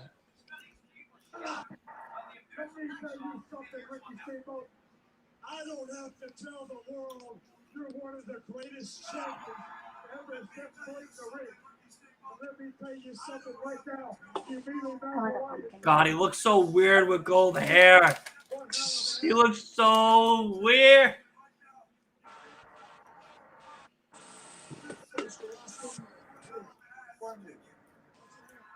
As I am the champion, watch the hands. You are wrestling tonight. You are defending this title tonight. That's the WCW commissioner, Nick Watch the hands. Bockwinkel. I'm the champion. He almost reminds me of LA Knight. Well, LA Knight took a lot of his, a lot of his mannerisms from Austin and The Rock. You know that last night LA Knight threw shade at Kevin Nash. I read about that, but I didn't catch it when it happened. Yeah. What did he say? I So don't know many what he years said. ago, Kevin Nash said, let's take that word play and use it as an adjective. When it's not an adjective, the word play is a verb. And that's what LA Knight said last night. He goes, well, we look at the word play and use it as an adjective. Well, I'm not a moron, so I'm not going to say that. It's a verb. I heard him say that. I just did not get a reference. Like, okay, because I was confused because it seemed out of place, but I guess that makes sense now.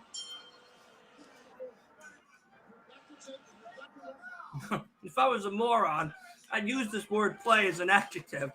But I'm not a moron, so I'm not going to use it as an adjective. Yeah, this was at Fall Brawl. They started the match, and Duggan won the U.S. title in like 7 seconds or something from Austin. Duggan was another of Hogan's friends he brought from WWF.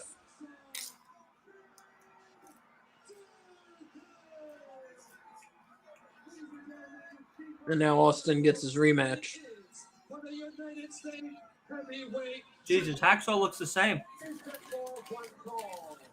Introducing first the selector. Crockett. Yeah. It wasn't a ghost that time. Did you see it was Crockett like Productions. a pumpkin? I see it, yeah. Yeah, they had Crockett on the pumpkins, yeah. Oh no, Jim Crockett okay. Promotions. I'll be right back. All right.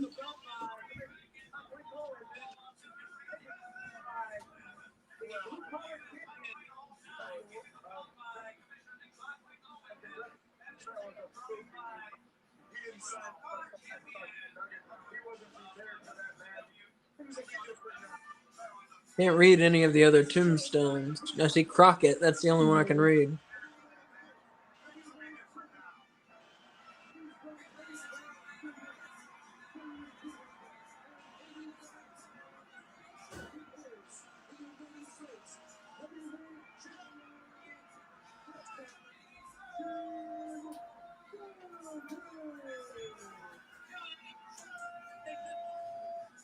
Oh!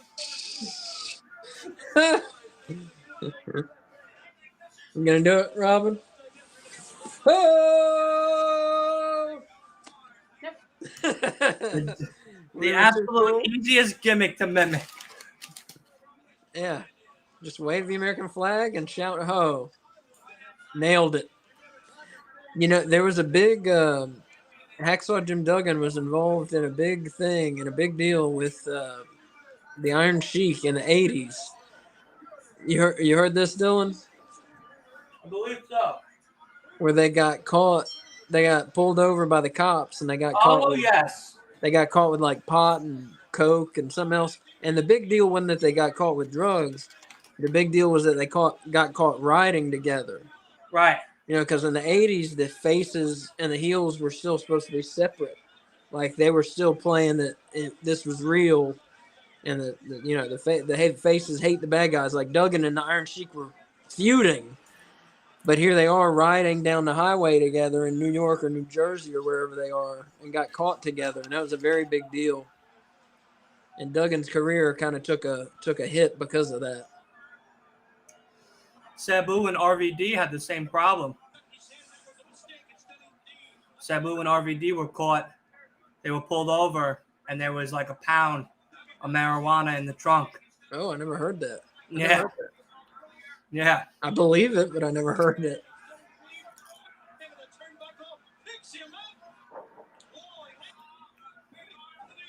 So yeah, this match, at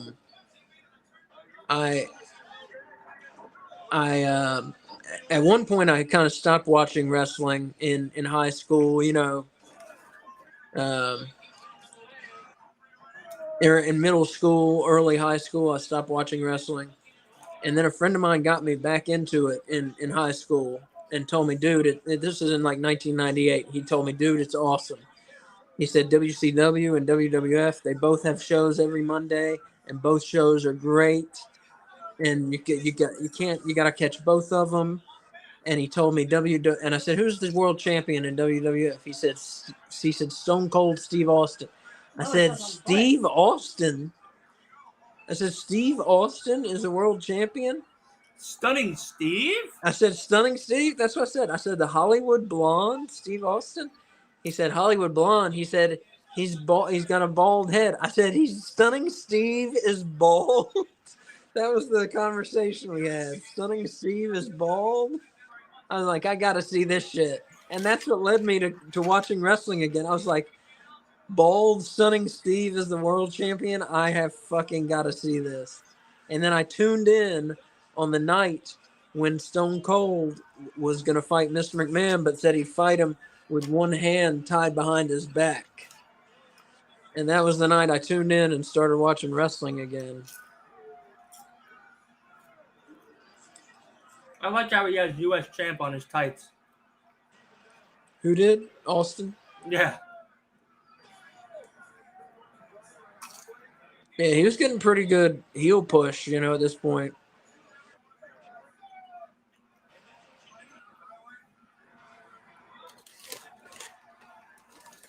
Timeout. The Dum-Dums that you bought, do they have normal flavors in there also, or is it all weird flavors? So weird flavor. Can I have my pepper? You want that again? Yeah, this is trash. Thank you.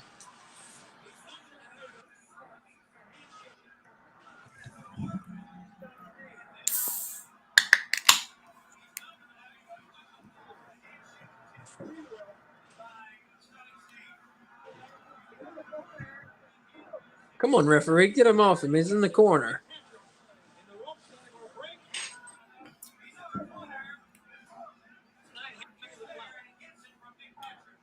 That referee was used to get in the WWE. Oh yeah, he's Nick Patrick. He was around forever. Well, he was if you recognize him, he's the referee that became the evil NWO referee. I think I do. He started first. It started out subtle, where the NWO, like he would give the NWO faster counts, but like you wouldn't really be sure, You'd be like, mate, did he just count faster for them? Maybe. And then the weeks would go by, and then eventually the NWO revealed that he had been secretly on the inside and that he was their NWO referee.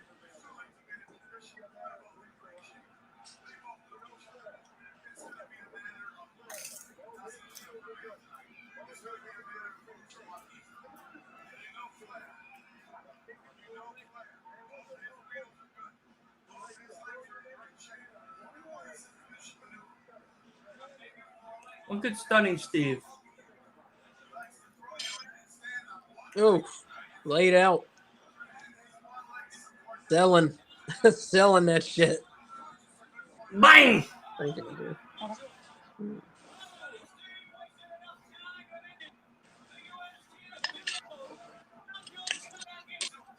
No Ripley. No.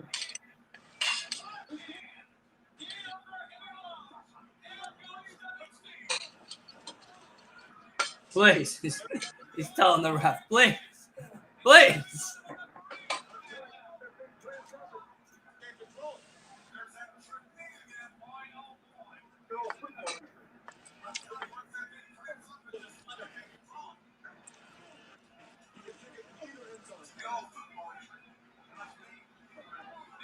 Did you hit him in the nuts? I think you hit him in the nuts.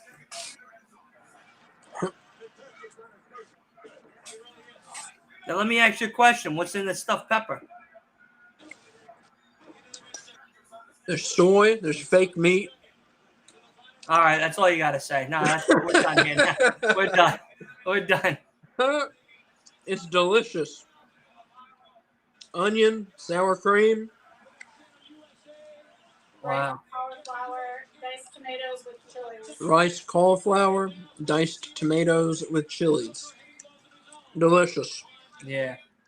Everything sounds good except for that soy meat shit. Oh, it's delicious, dude. You just gotta know how to season it. Yeah, you can season it right in the trash. If you got enough, yeah, you could use a trash can, sure.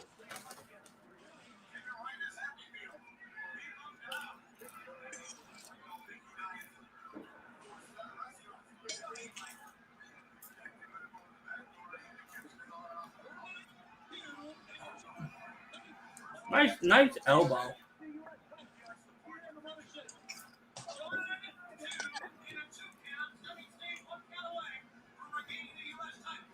I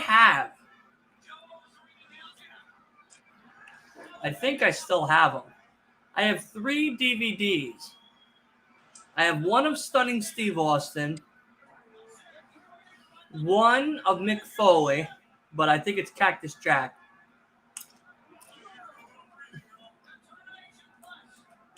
And I have another one of someone else, but I can't remember the name of it. But I gotta find them.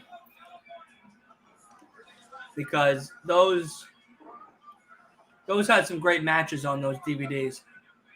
What are they? Who put them out? WWF or No, these are like independent ones. is it like before they were stars? Those kind of. That's what I thought you were talking about.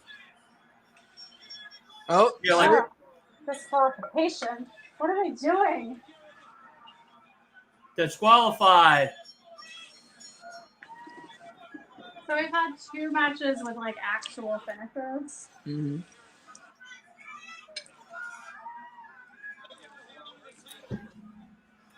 It's disqualified, Steve. Has been disqualified for an over the top bump. Goes over. And still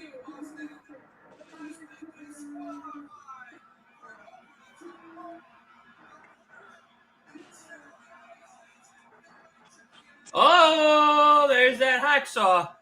With the Jim Duggan one through disqualification. Correct. So the belt does not change hands. Correct.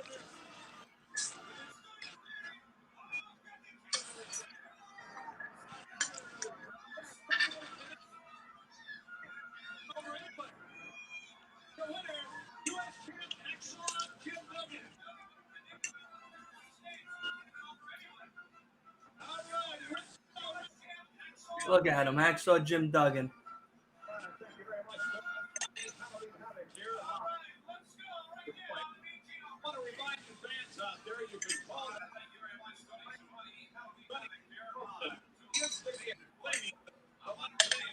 Really pushing that hotline. Fans do not call the hotline.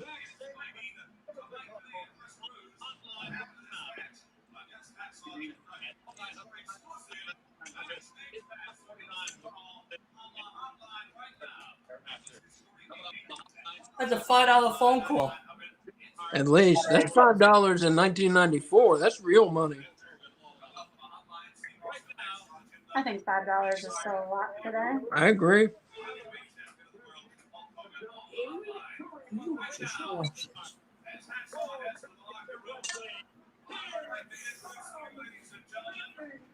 No, here's Sting.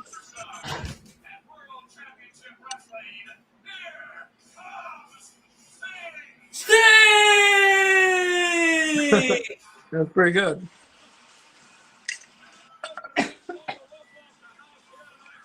I'm so hungry. I took too much food. And as the new generation of kids will know, where's Sting?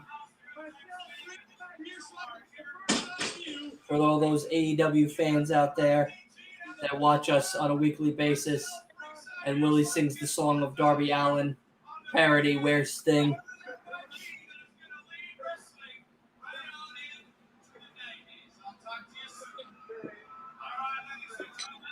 Dignitaries. Are there a lot of dignitaries there? I don't know. I ain't gonna lie to you. People that wear those stupid little necklaces that attach to the sunglasses and put them on their head, they belong in the trash. You know what I mean? Like they belong to get a 5-minute beatdown. Absolutely. They look so foolish with those things on their face. Tying them on the back. You see Sting? He tied it so tight on his face so no one could pull him off. I've used one before when I've gone like canoeing or kayaking. So that way if the canoe tipped over, the glasses do not fall on my face. Ripper. No. I'm like Ripper. like tubing, like rafting, anything like with water. There's nothing there. Bailey's looking at the camera, trying to figure out who's barking. Is that boy? Oh, this is the other match. Big Van Vader versus the Guardian Angel. Formerly known as Big Boss Man, right? Correct. Yeah, formerly known as Big Boss Man. There he is.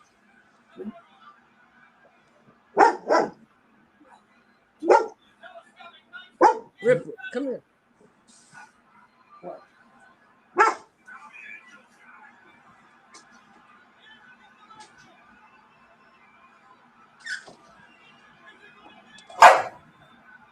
Now you got that one going.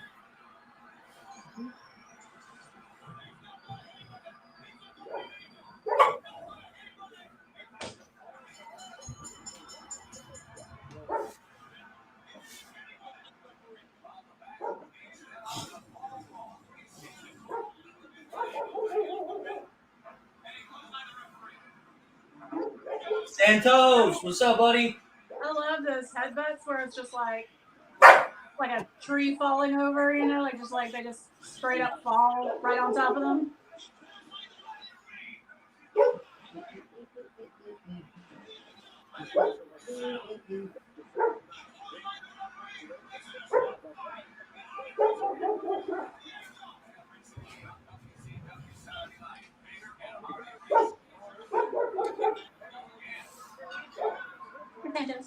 Now, are you guys joining us for the AEW tonight or no? Yeah.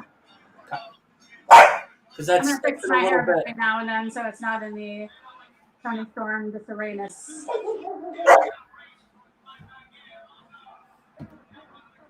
It's gonna be a day full of wrestling. I'm very excited.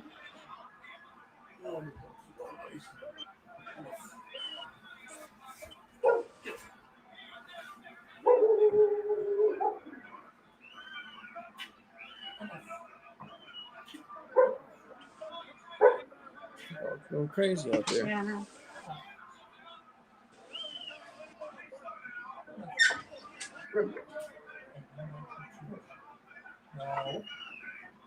So you don't need any. Oh wait, you're gone. Never mind. Oh, you're right there. I was gonna say you don't need any fake meat. What'd you say? Is that so you don't need any fake meat, or is it just No. I'm not a serial killer. So no. You know that and the beats. You know what I mean? I know you guys work as a tag team, killing out everybody over in Salem over there. So Okay.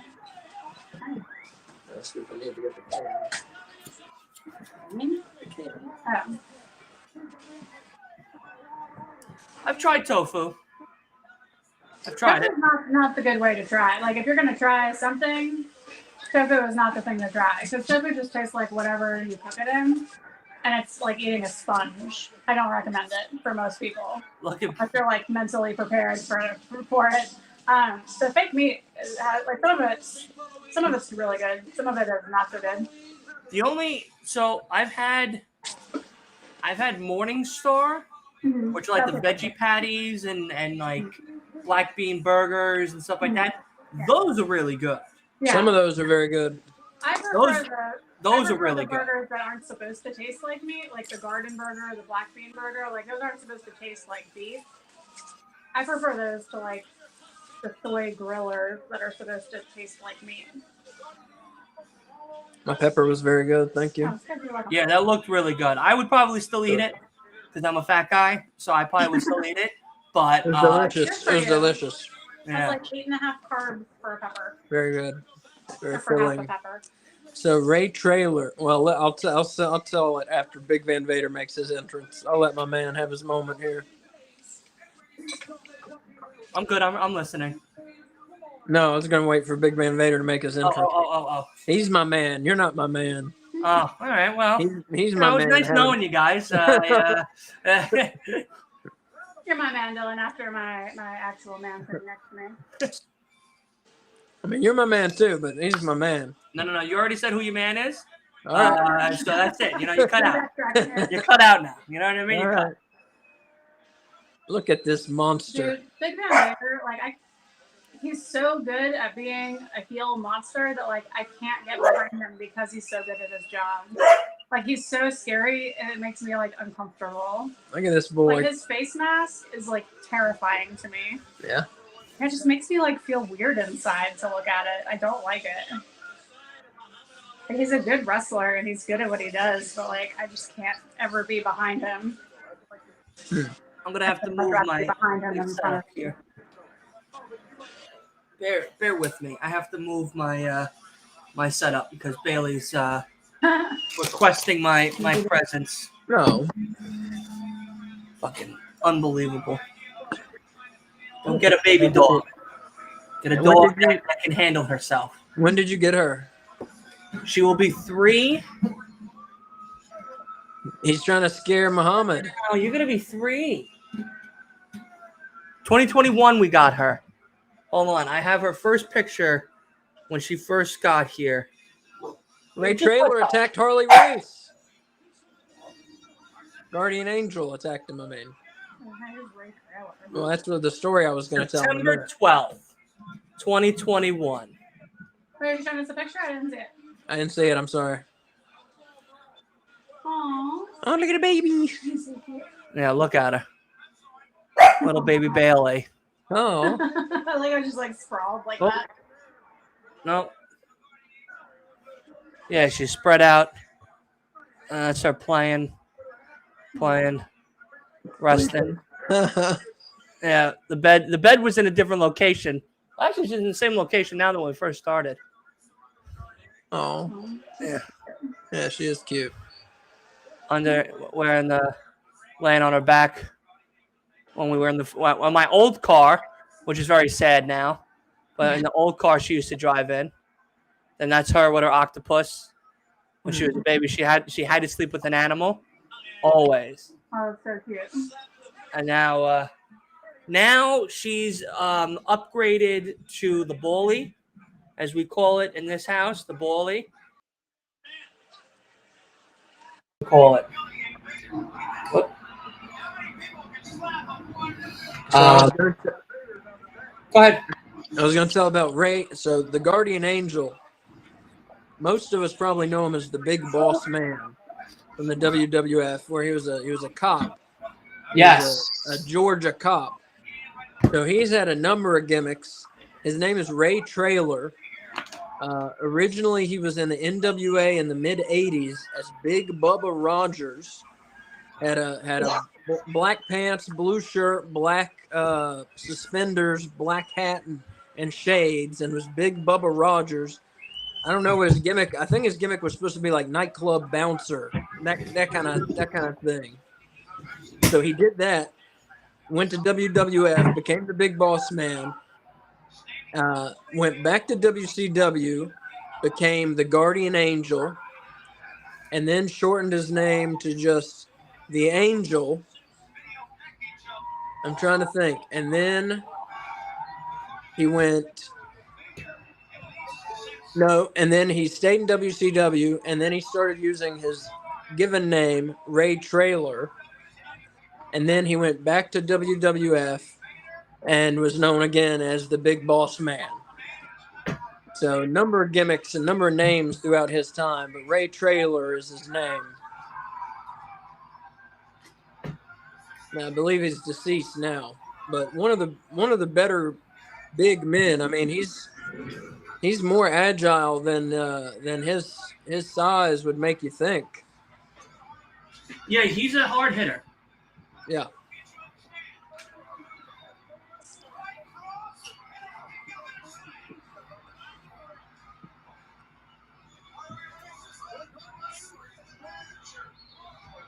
Oh.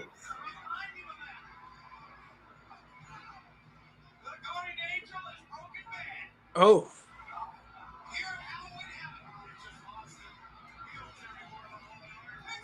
I think it was a drug overdose. A Ray Trailer? Yeah. Oh, jeez. Reminds Did me you of- look it up? No, I gotta confirm it, but it was either drugs or alcohol overdose. That's sad. Yeah. He was younger. I remember that. He looks like Yeah. a super. Yes, he does. Farva. Yeah. Kay said he looked like Farva. A little bit, yeah. Which I will say, if anyone hasn't seen Super Troopers 2, it is pretty funny. Never seen Super Troopers, the first one. Oh, no? You know who we're talking about, though? I know. I've seen like clips and I've heard like, the things that come of it, the jokes or whatnot. They were both One of worth my seeing. old bosses was a fan. Oh, they're both worth seeing. Very funny. Yeah. Let me look up. How did? Oh.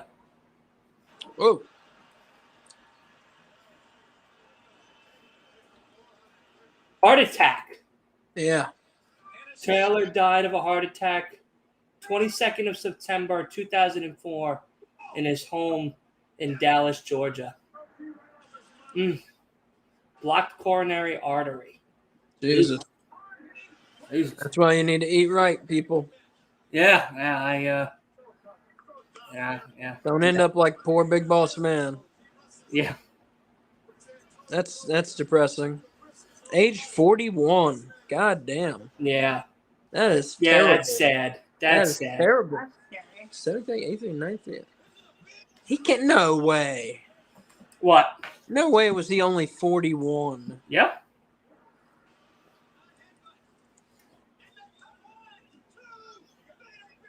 Right? I'll be damned. Ooh. That I can't believe that. I like how Sting is steadying with Muhammad Ali. Mm-hmm.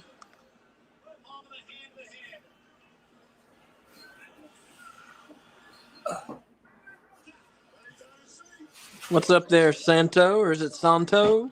Santos. Santo.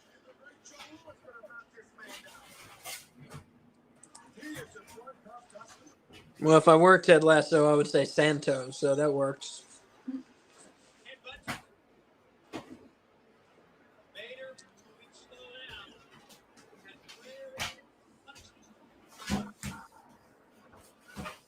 Oh, what, miss? I moved all the stuff over here for you now. So I don't want to hear no shit.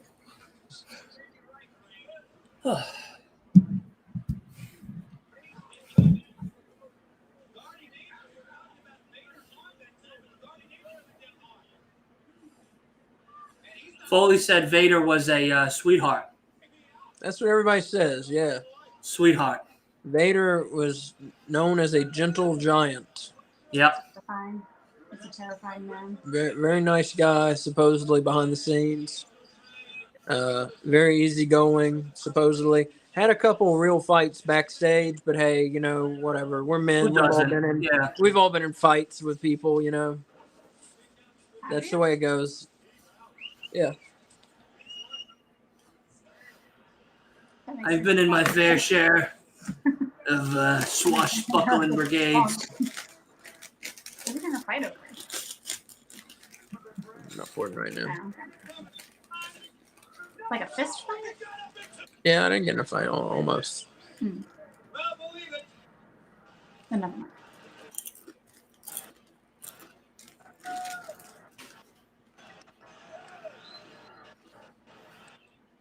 He's going up again. Same move, same spot. Oh. At the knees. But it's nothing more than that to beat Vader. You're right. And Vader, he was so over in Japan. They loved him too. This big white monster coming over, you know? Well, they love that. Yeah. Japanese culture loves the bigger men because of the sumo wrestling. Yep, yep. And then especially they love a gaijin or I'm not sure what that translates into, but it's like a Westerner. Is it's a Westerner or a white person is a gaijin. Somebody Google can probably tell me what the hell a gaijin means. GY. I think it's GIY? Gaijin. Sounds right. Wujiboli. Oh, Wujiboli. there you go. A foreigner, yeah. So a gaijin, a foreigner. But yeah, they especially love foreigners, big men. And Vader gets it.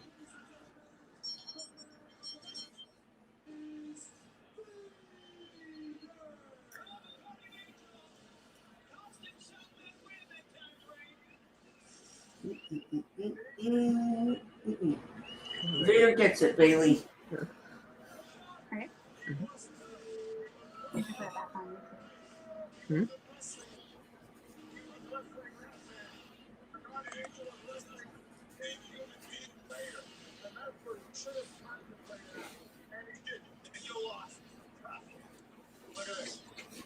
Oof. Oh my God. He's a big What? dude. Just that, him catching Vader for that slam. Oh, yeah. Impressive.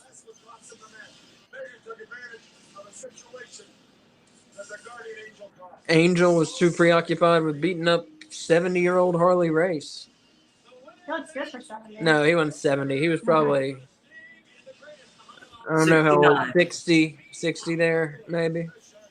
69. The next day was going to be 70. No. He wasn't that old. He was wrestling in the WWF in like 1989, and this is 94 or 88. He was wrestling, and this is 94.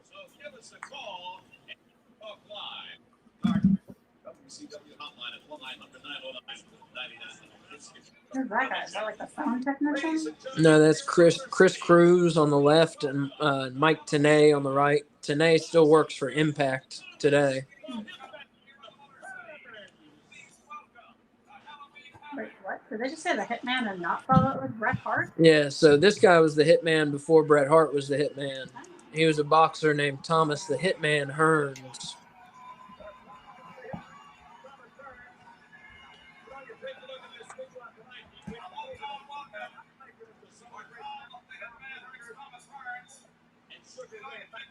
He was a middleweight. Looks like his nose has been broken a few times. Yeah.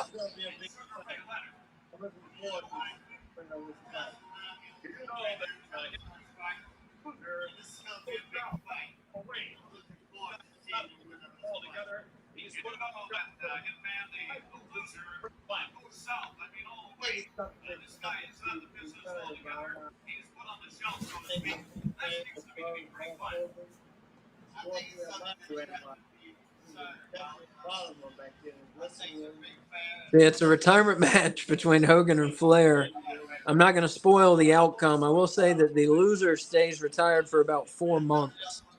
So It's a nice vacation for the loser. yeah, it's a Disney retirement. Yeah. Here in the Motor City, your hometown, it is great to have you aboard. Thank you very much.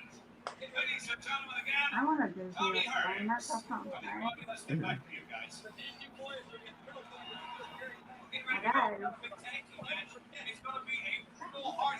I think we got just 2 matches left. Is that right? No. Yeah, Funk and Buck. And then The main. the main. Yeah, I think that's right. Yeah. Fucking Buck. You know? Fuck house. Fuck. Yeah. Sounds about right. Terry fuck.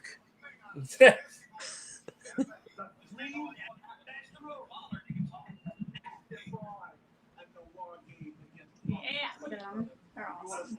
Oh, it's Dusty Rhodes. The nasty boy.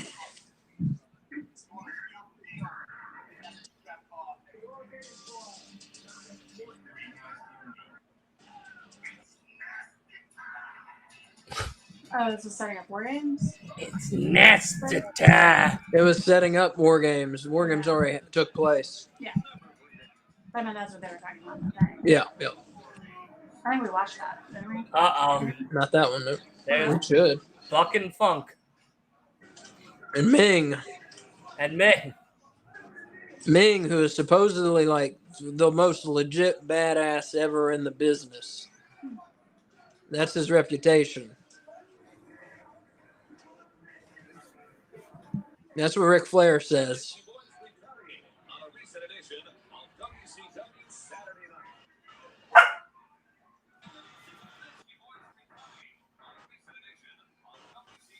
Terry Funk. No, if you're a WWE and you're going to sell That's them not Terry for- Funk. What? That's Yeah. Chainsaw Charlie. If you're a WWF fan, it's Chainsaw Charlie. Him and the Ass Man had a dumpster match with Foley. That's crazy, man. That's WWF. They're so weird how they make people change their name when they come there. How they're like, Terry Funk, you've been wrestling for 30 years. We can't let you be Terry Funk. You're fucking Chainsaw Charlie now. Ridiculous. This is a good one. And then we got the main event.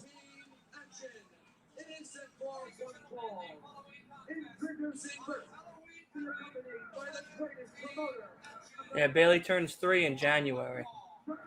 Oh. 3 years old. 3 years, pain in my ass.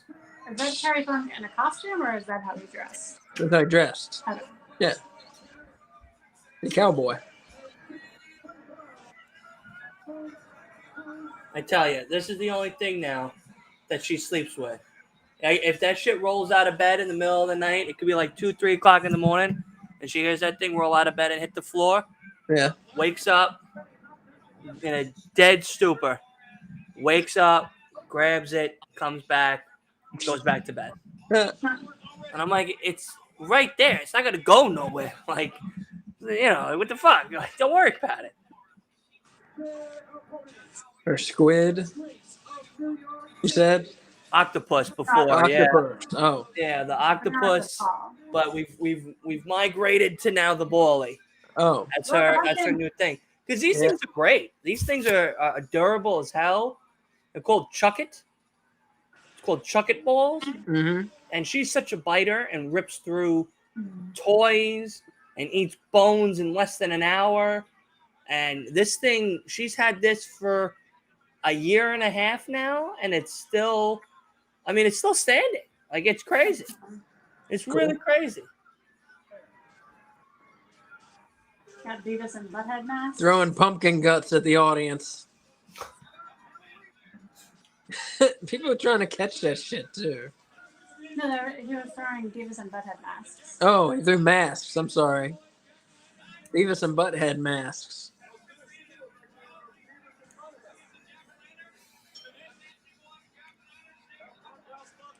Beavis and Butthead was a funny show.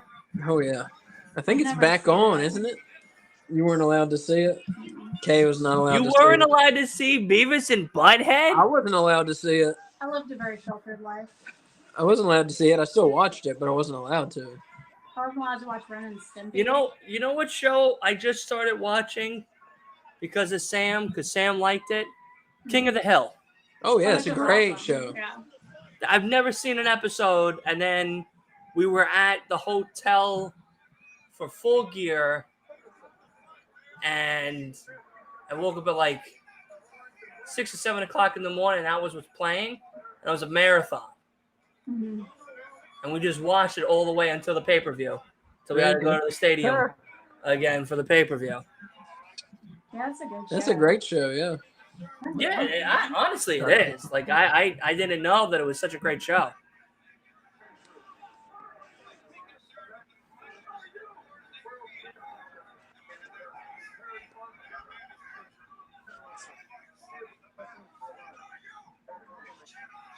Got a wild one brewing here.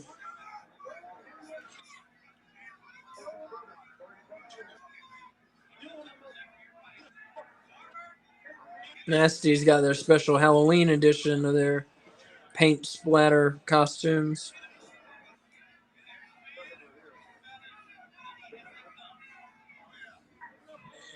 That's a 5-head right there. And Brian Knobs, yeah, I think he got the haircut a little too A short. little too high, a little too far back. Yeah. That shit's starting at his shoulders.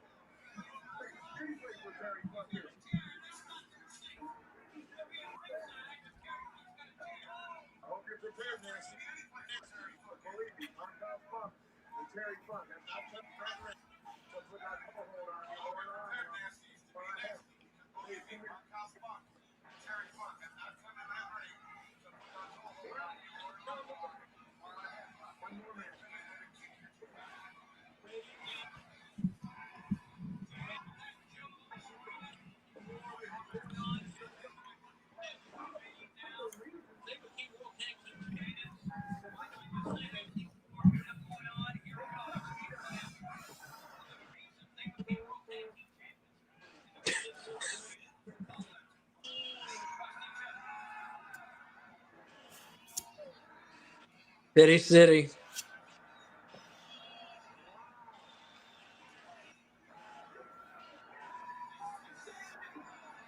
Mmm. Yeah, That was nice. You like that one? Yeah, no, thanks. The pit stop. Yeah. One of the many things that make the Nasty Boys great and nasty. Yeah, the nasty. Yeah, that's true. That's a fucking nasty move. They'll get you. There you go, Sags.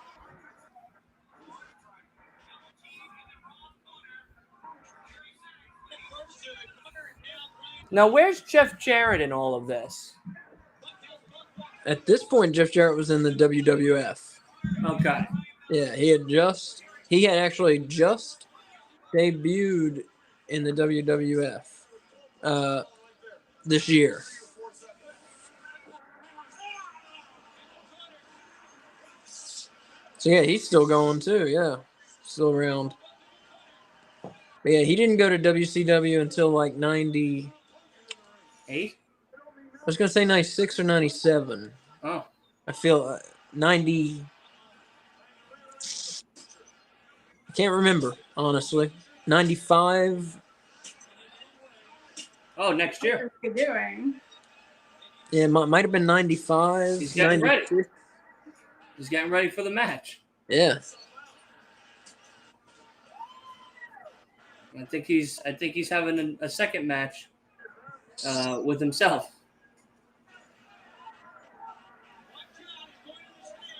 Yeah, you probably got a fucking headache now, don't you?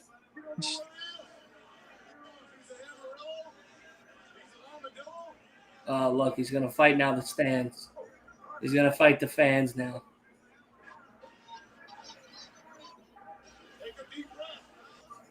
Look at the KFC Colonel. Have you ever seen Colonel Parker? You never saw him? No, Oh, dude, I haven't. He's the I've best. seen Colonel Sanders, but I've never seen Colonel Corbin. Don't be confused. There's no resemblance, obviously. Oh, no, there's a lot of resemblance. No. You're confused. You're confused. Obviously. No resemblance. Neutral position now. Once again, they're back to the near side. Boy, the butterflies in Hogan's stomach right now got to be the size of condors. It's 0 hour. I'm so happy I have tomorrow off. I'm so happy. Good. You gonna play some Starfield? Like, you have no idea. No Starfield talk until later. I'm sorry. We're watching Halloween Havoc. Sorry. We can talk about Starfield later. Yeah, we could talk about it tonight on We can Collision. talk about it during Collision.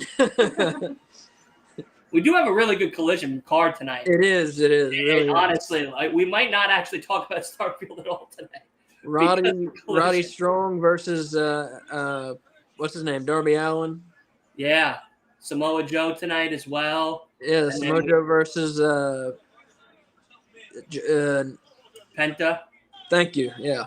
We also have a 6-man tag tonight as well. You got an 8-man tag, Bullet Club Gold versus 4 That's the crazy tag I'm talking luchadors. They got one luchador looks like something out of the Power Rangers. I've never seen him before.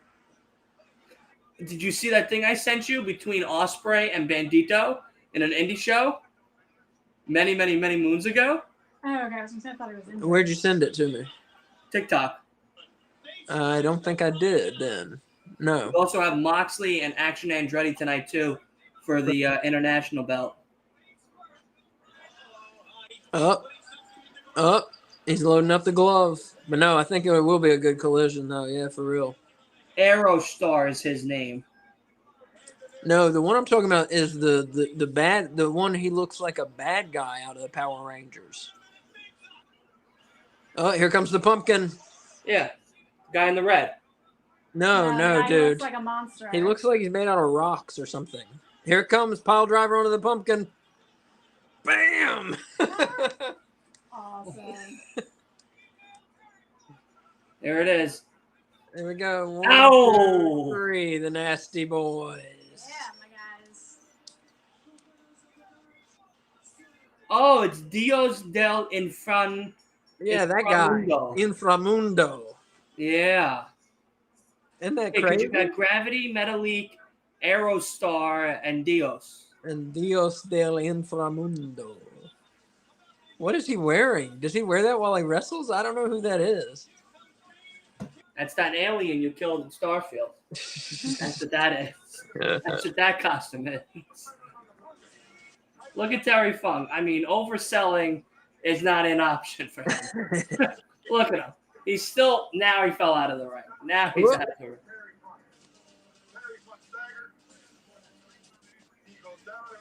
Didn't pile drive him on it, but Sags made sure that pumpkin was going to fucking explode. I tell you that much. Yeah, he sat on the damn thing. Fucking old booty on that poor pumpkin.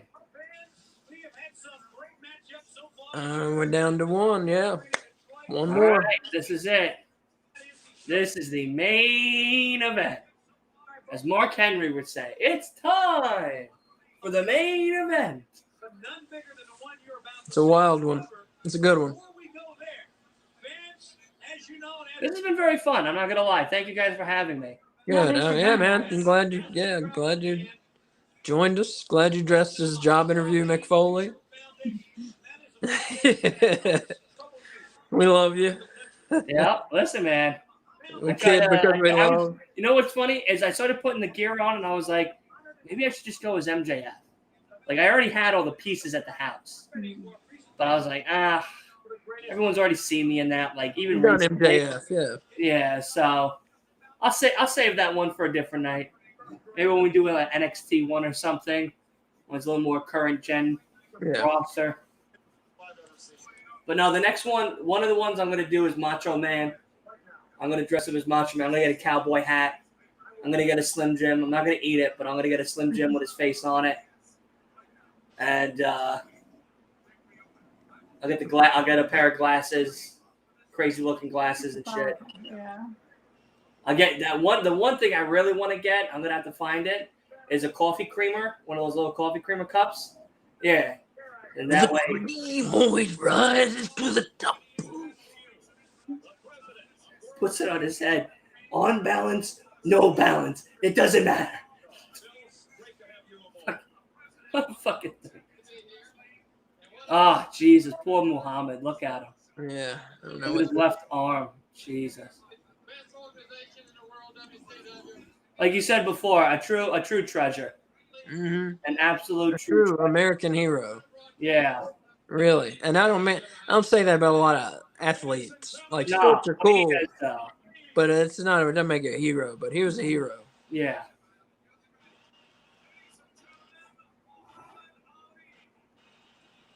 I think they were You know giving the what's funny? foundation some money. I think.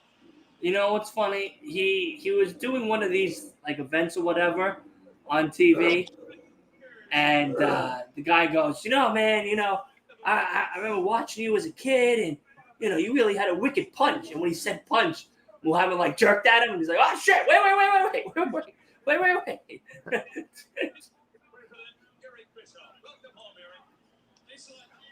Eric Bischoff. Buh. Look at Mr. Bischoff, Mr. 83 weeks. You don't like Bischoff? Not a big fan, no. Who's worse, the Soup Profits or Eric Bischoff? The Soup Profits. My God, man. You can't let the Soup Profits have anything. Nah.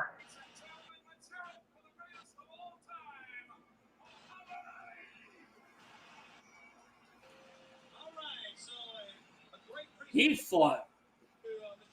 I mean, I watched some of his boxing tapes, Muhammad. Mm-hmm.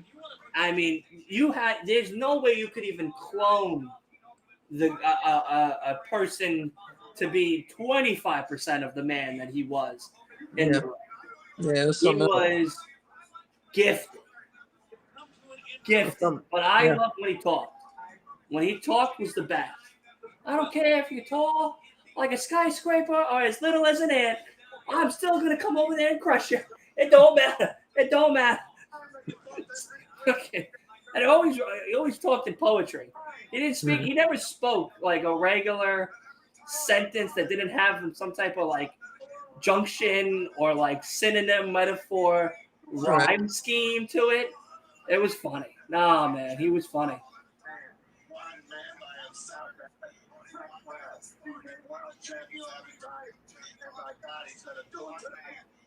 Bobby Heenan always gets worked up over Hulk Hogan. He loved Ric Flair. Yeah.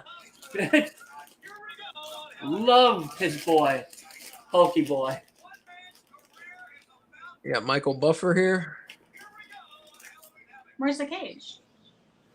They're going to lower it. Don't worry. I'm worried. Well, ladies and gentlemen, as we await the arrival of the Nature Boy. They're still creating the cage in the back right now. I thought that's what they were doing. I thought they were like stalling for time so they could put the cage up. I thought that's what they were doing too, but it is a cage. Don't worry. Never a word. Well, we're used to the cages already above the Yeah. ring. No, they bring the cage out and put it together. There he is. 27 chain man, Mr. T. No, this is, you notice he doesn't have any. He sold the chains at this point. Oh, yeah, no, he's broke. Yeah.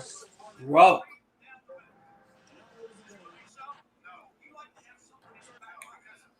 He was on a one of the TV show late night shows or whatever years ago. Mm-hmm. With all his chains on and sneakers, and the guy goes, "Mr. T, you got like 40 chains on your neck. They're worth $20,000, $30,000 a chain, but you have duct tape around the sneakers."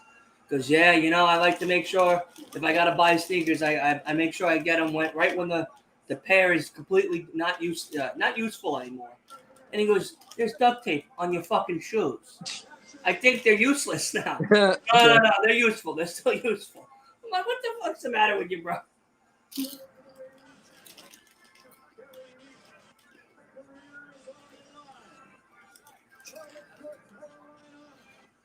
That's like MC Hammer. MC Hammer blew all of his money,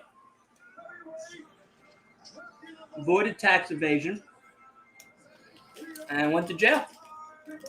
Same with Wesley Snipes. Wait, MC Hammer went to jail? I never heard that. Yeah. He didn't pay his taxes.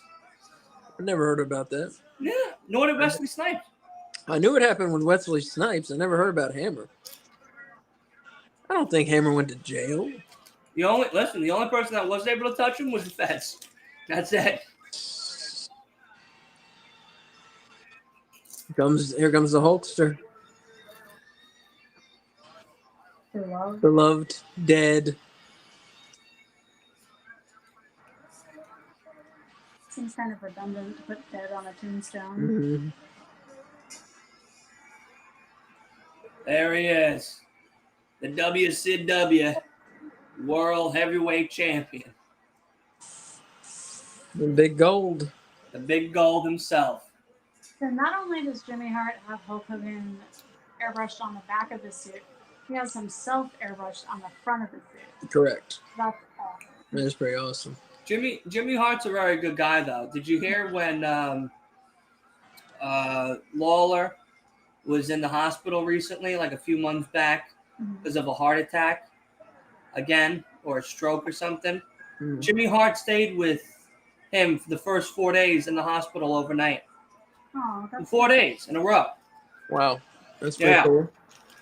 It's very nice to know you still got friends like that, you know? Yeah. Yeah, he was helping him walk again and feed him. Make sure all the doctors are giving him the right shit, right medicines and whatnot. Yeah. Yeah, he was there when he got home. Hung out with him when he got home to do rehab and stuff. No, I did not hear that. He's a very good guy. Good guy in my book. Yeah. That's a friend. They would have, other friends would have took him while he was weak, asked him for money and shit, abused him. Mm-hmm. Oh, that's how you can tell is what people do when you're down. Yeah. That's how you can tell. Trust me.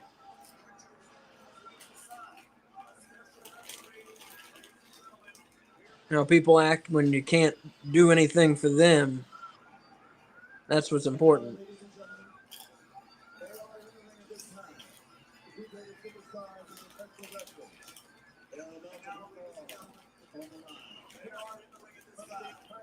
Mr. T was at WrestleMania 1. Yeah. He won the main event.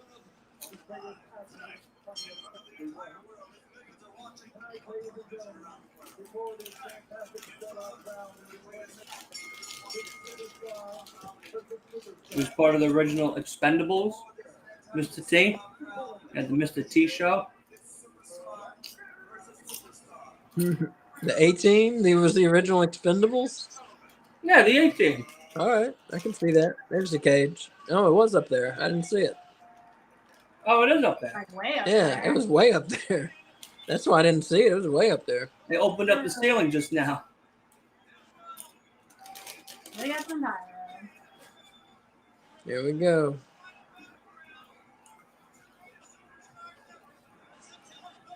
What a rinky-dink cage got coming down. Say what? What a rinky-dink cage they got coming down. Why you making fun of their cage? I'm used to the WWF cages. It's coming down like very crooked. Too. Yeah. It's good. Yeah, it's coming down in a slant, right? Yeah. It's Flair. Actively falling apart as it is getting lower. Flair's like, shit. It's already falling before the men are even in the ring. Look, WCW. look, it's falling apart. It's already falling apart. This is not a cage you want to climb on top of. No. This is like a cage that's a fence in your backyard. You can hop this shit. It is. I remember when I was a kid, even I thought it's awfully short Yeah, this is because WWF their cages were like, huge. yeah, twice, 25 feet in the no, air. like Yeah, twice of as course. big as that. Yeah, Where they had know, those JR. big blue steel cages with the big bars on them. Yeah, JR would, of course, make it sound 20 times worse than what it really was. This is real steel. This makes a person a superstar.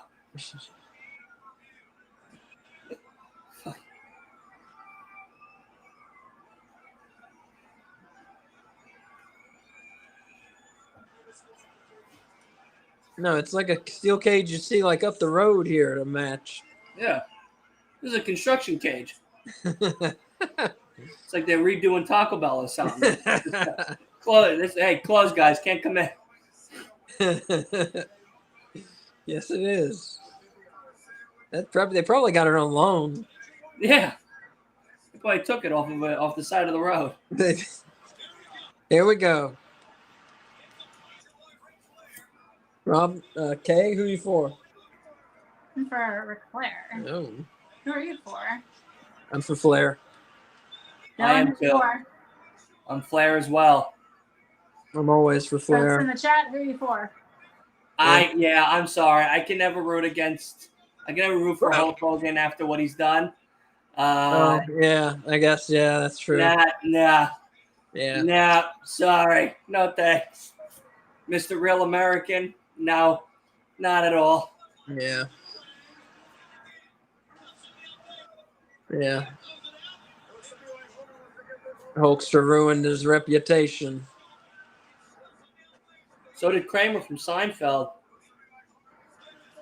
So Kramer from Seinfeld. You don't remember the KK Kramer. yeah. Yep. That's Kramer. Ric. Yeah. Yeah, you don't remember that? I don't know what you're talking about. I'll tell you about it later. Okay. Yeah, no, he said some wild shit when he Yeah. was doing stand-up. People were heckling him, so Yeah. he lost it. Yeah. And was saying some very vulgar shit. Yeah. Very vulgar shit. You know what's funny? He was on an episode of Comedians in Cars Doing Coffee with Jerry, and even to that day of taping, he still can't forgive himself. Still. Well, I think he was, he was trying to do a bit and it really got away from him and Yeah. in a That's what he bad said. way. He was like, I was working out new material and it just wasn't landing. And instead of me going, you're right, I'm not funny tonight, I'm going to go and work on this some more and come back in a week or two, instead of doing what I did. would have ended. Well, no, we would have had a different conversation now. But yeah, sad. Flair's Oh, going boy. after the knee. Oh boy, Cosmo.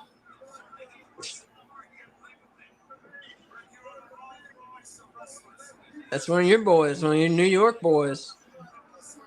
Hey man, I never said my city's great. You know what I mean? Listen, my city's great, but my city's also bad at the same time. We're wild out here. I ain't gonna lie. No. New York's wild, man. I saw, yeah, wild stuff. You see some wild stuff, even if you're trying not to, in New York. Even if you're trying your hardest not to. Yeah. Trying to go mail a letter at the post office. You don't even know what the fuck you're about to walk into. You know what I mean? I do know. Yeah.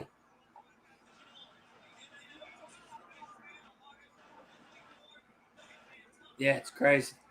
I love it though. I love New York. You know what I mean? It's Yeah, I great. hadn't been there in a long time. I hadn't been there in a long time.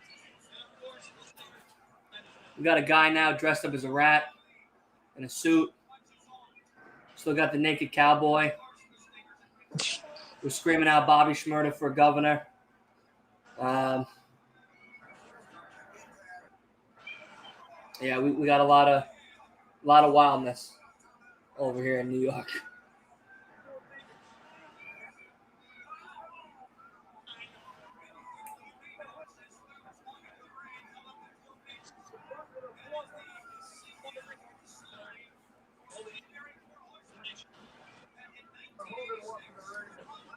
We got one for Hogan in the chat. Yeah, we got one for Hogan in the chat. We got 3 for One for Flair. Hogan.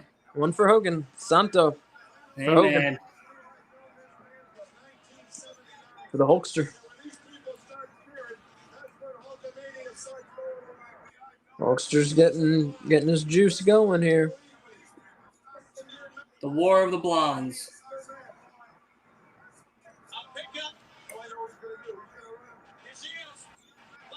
That should have been the title of this match, The War of the Blondes. Oh, the Flair flop.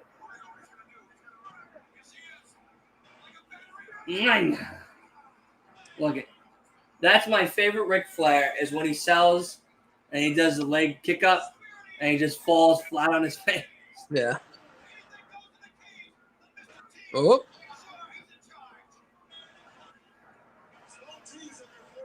It worked. Isn't that the move that like never lands that he does? Well, but it's after he does the Irish whip and the flip over and he runs over to the turnbuckle and then comes down with the axe handle. That never works. Almost never works. Almost never works. I've seen it work twice. I've seen it not work hundreds of times. Yeah, when Ric Flair does that like crazy move with the ropes and shit, and like almost flips himself over it, but lands on the side of the apron. Yeah, that's what I'm talking about. Yeah, it's a sight to see. Mm-hmm. When Charlotte started doing it now too, you know. Yeah, I saw it. Yeah. Another one for Ric Flair in the chat. All right.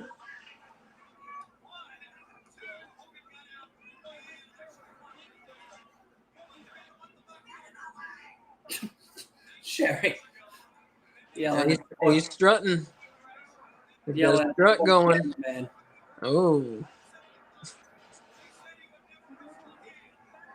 There it is.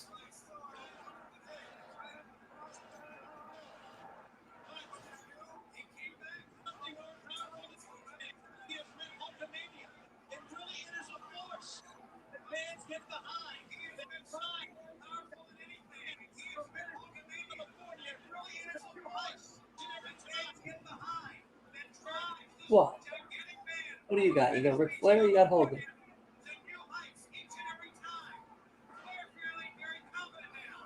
Oh my God. Flair's trying to leave.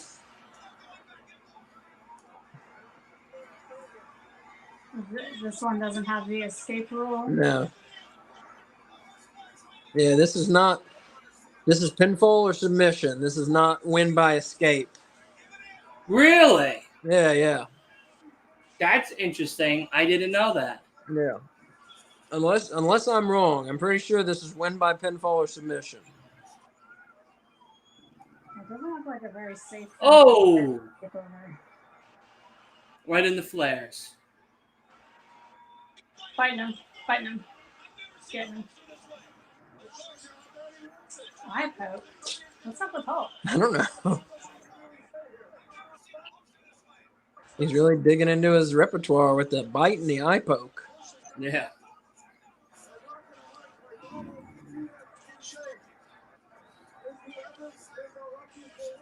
I tell you, Hulkster, I mean, nothing with him now. I know he ruined his reputation and all. Talented athlete. Yeah, I mean, he was one of my favorites growing up. Him and Flair. When you were a kid, who were you for? When I was a kid, I was for Hogan. Yeah. I was for Flair. Watching old tape, I always liked Flair. It was the cockiness. That's what I found the funniest about him. Was the cockiness. Yeah, I didn't start to like that until I was a little older. When I was 10 when this happened, so I was for Hogan. I didn't get anything about being cocky. I was like, Ric Flair's old and bad. I don't like him. Well, the TNA promo with him and Lethal is a classic one.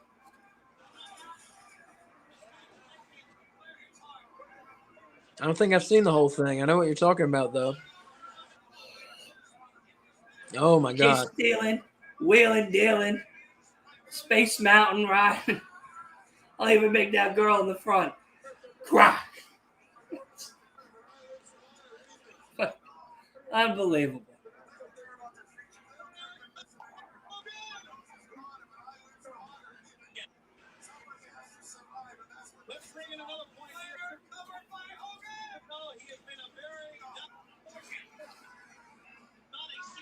Mr. T sucks as a referee. He's having no excitement behind that counting. 1, 2. Oh, maybe it is escape. Rick looks like he's trying to escape. And he keeps breaking up the damn match.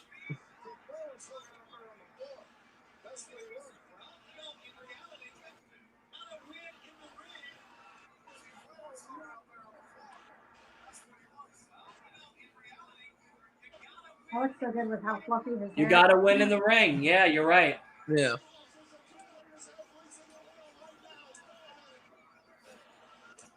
Four.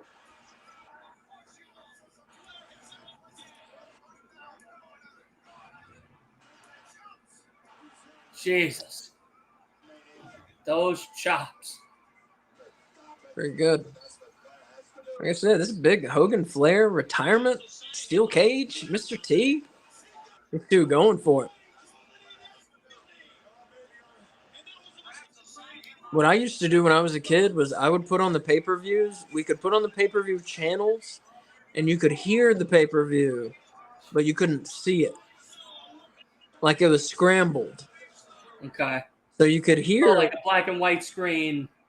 No, it was scrambled. It was garbled. So you would sometimes for a second you would see it and it would go. It would be like orange and green and pink and purple and blue and just scrambled like this. Snow? Not snow even, just like this, like I'm doing, like wavy like that and moving and undulating. Was Thomas Edison still alive around this time? Do what? Was Thomas Edison still alive around this time? No, he was not. But so you couldn't see it, but you could hear everything perfectly. So when I was a kid, I would take a pillow and I would act out the pay-per-views and would listen to the pay-per-views and would act it out with a pillow.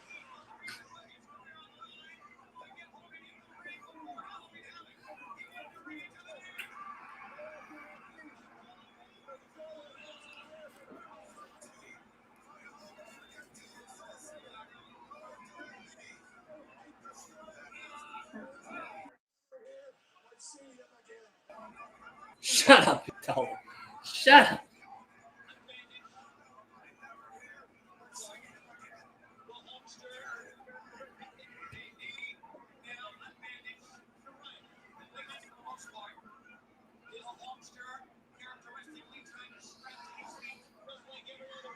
Oh, this match has a time limit too? Mm-hmm. think it's an hour time limit though, so I think so.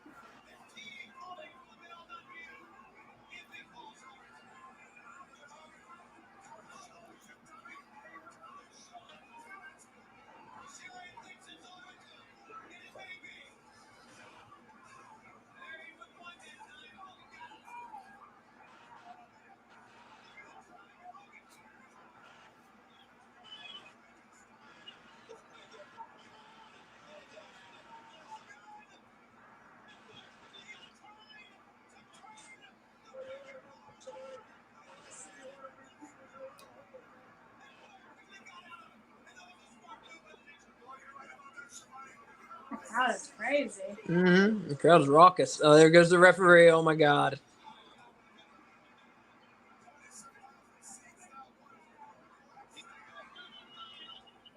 Good. He's useless anyway. Stopping the match every 2 seconds. Mm-hmm.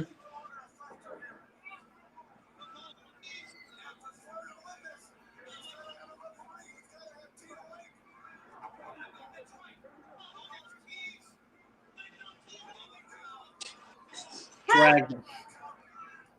What is he? Oh, on top of Mr. T again. Here comes Sherry. Look, now he's beating him to ref. Sherry didn't fuck around. I'll tell you that. Oh my God. Look at this crazy lady. Look at Jimmy. Oh! All right, children, look away. Look away. All right. Here she comes. And here comes Sting. Sting, don't hit the lady.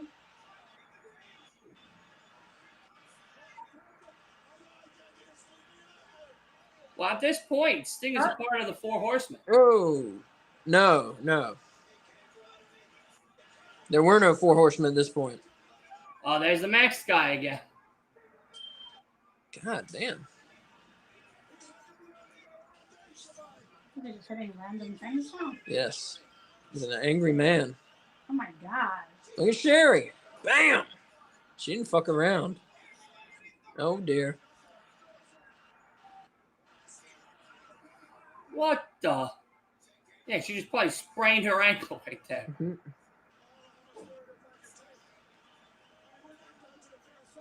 It's a Donnybrook in the cage. It's a Donnybrook. It's a Pier 6 brawl. Why is she handcuffing Mr. T? I don't know. It's part of their plan, though.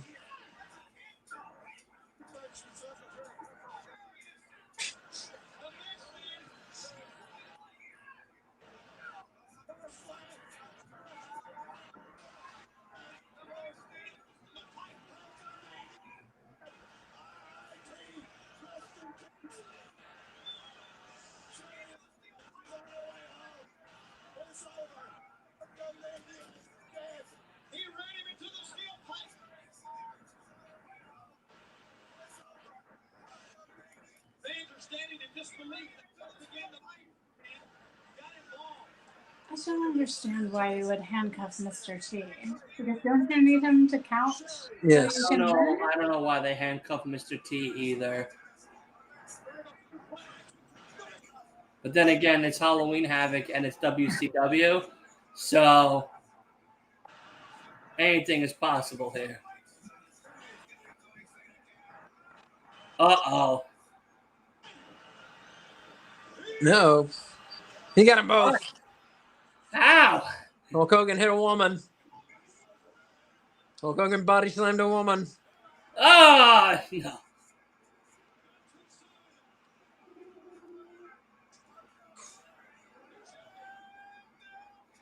Oh. So that was the pre-ruining of his career right there. Like him beating on Sherry. Yeah. You don't think she deserved it? She was helping out the correct winner. All right. Oh my God.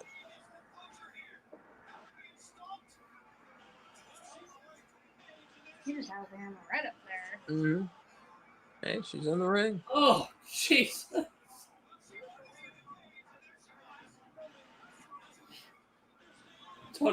Tony Schiavone. Well, she wanted to be in the cage, and there she was. Yep. He has no sympathy.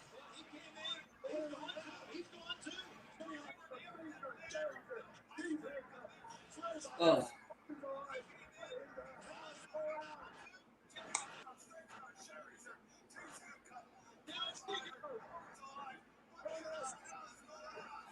Oh, big boot to Sherry.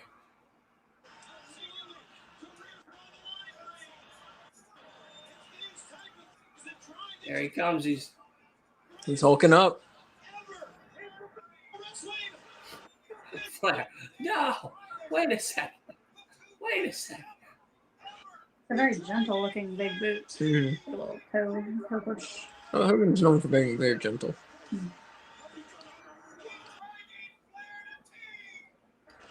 What? That's it. For the wild match.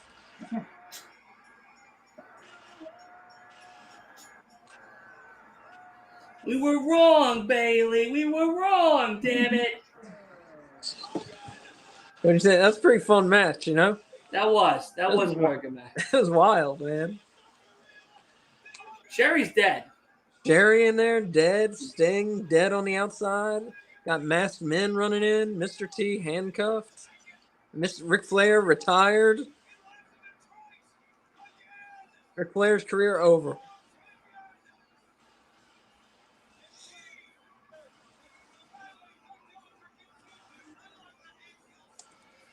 Look, he's dragging Sherry. Sherry doesn't know where the hell she is right now.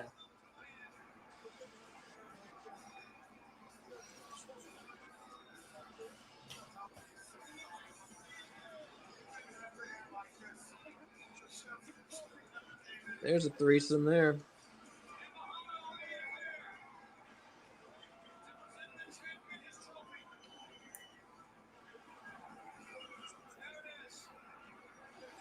Oh, you didn't have to touch me, Hulk. Hogan was like, sweaty. let me get away from these two. Yeah. The Hogan we know.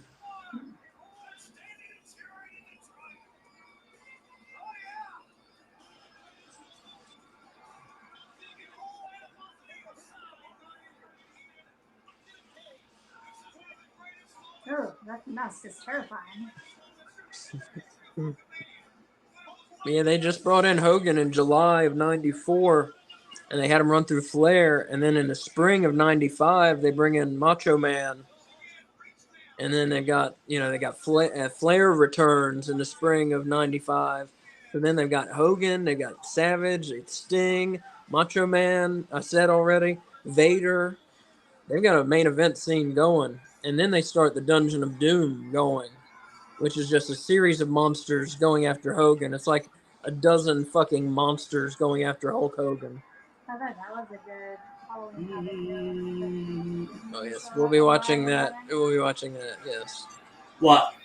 The Dungeon of Doom taking on Hulk Hogan at Halloween Havoc. All right. 95? 95, 96. Do you know what's the next Halloween Havoc yet, or? I have not picked. Okay. I'm not picked, or when we're going to do it. But we're going to, folks, hopefully you enjoyed this. I know I did. I did. We're going to do it again for sure. We're going to do another Halloween. Oh, here comes the Masked Man. Here comes the Masked Man. It's not over.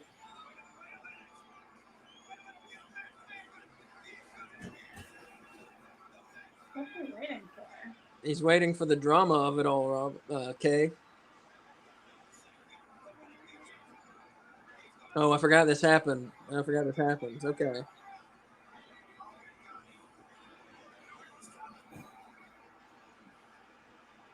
Is he going fucking?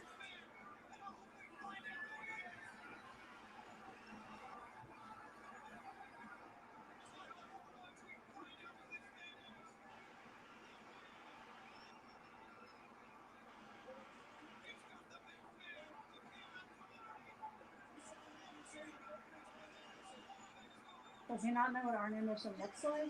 Nope.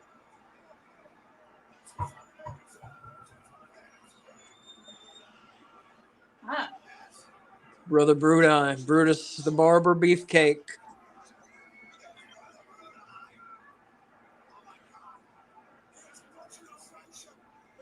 It's Brother Brudi.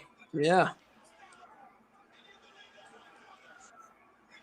It's not what you think.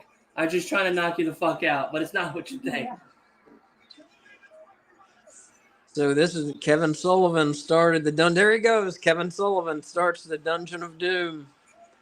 And Brother Brudi is the first one. He becomes known as the Butcher. And there's the Shark. Oh, this is when it begins. The Dungeon of Oh, Doom. what is that Big Mac with cheese coming in for? Yeah. The Shark, formerly known as Earthquake in WWF. That's my boy. He was a sumo wrestler in Japan. I didn't know that. Mm-hmm.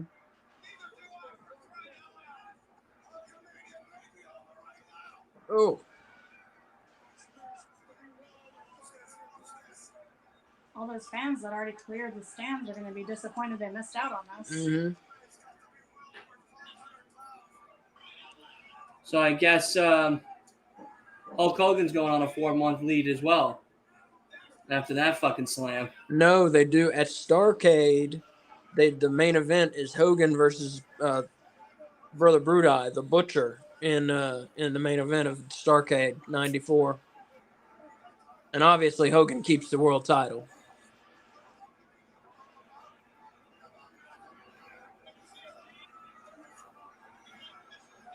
Oh, that. Got him. Oh.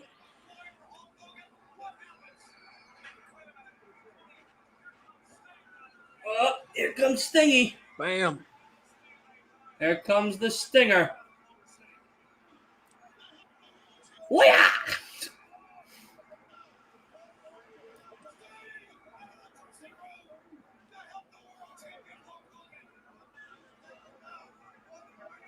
Sting comes out, saves Hulk Hogan's ass.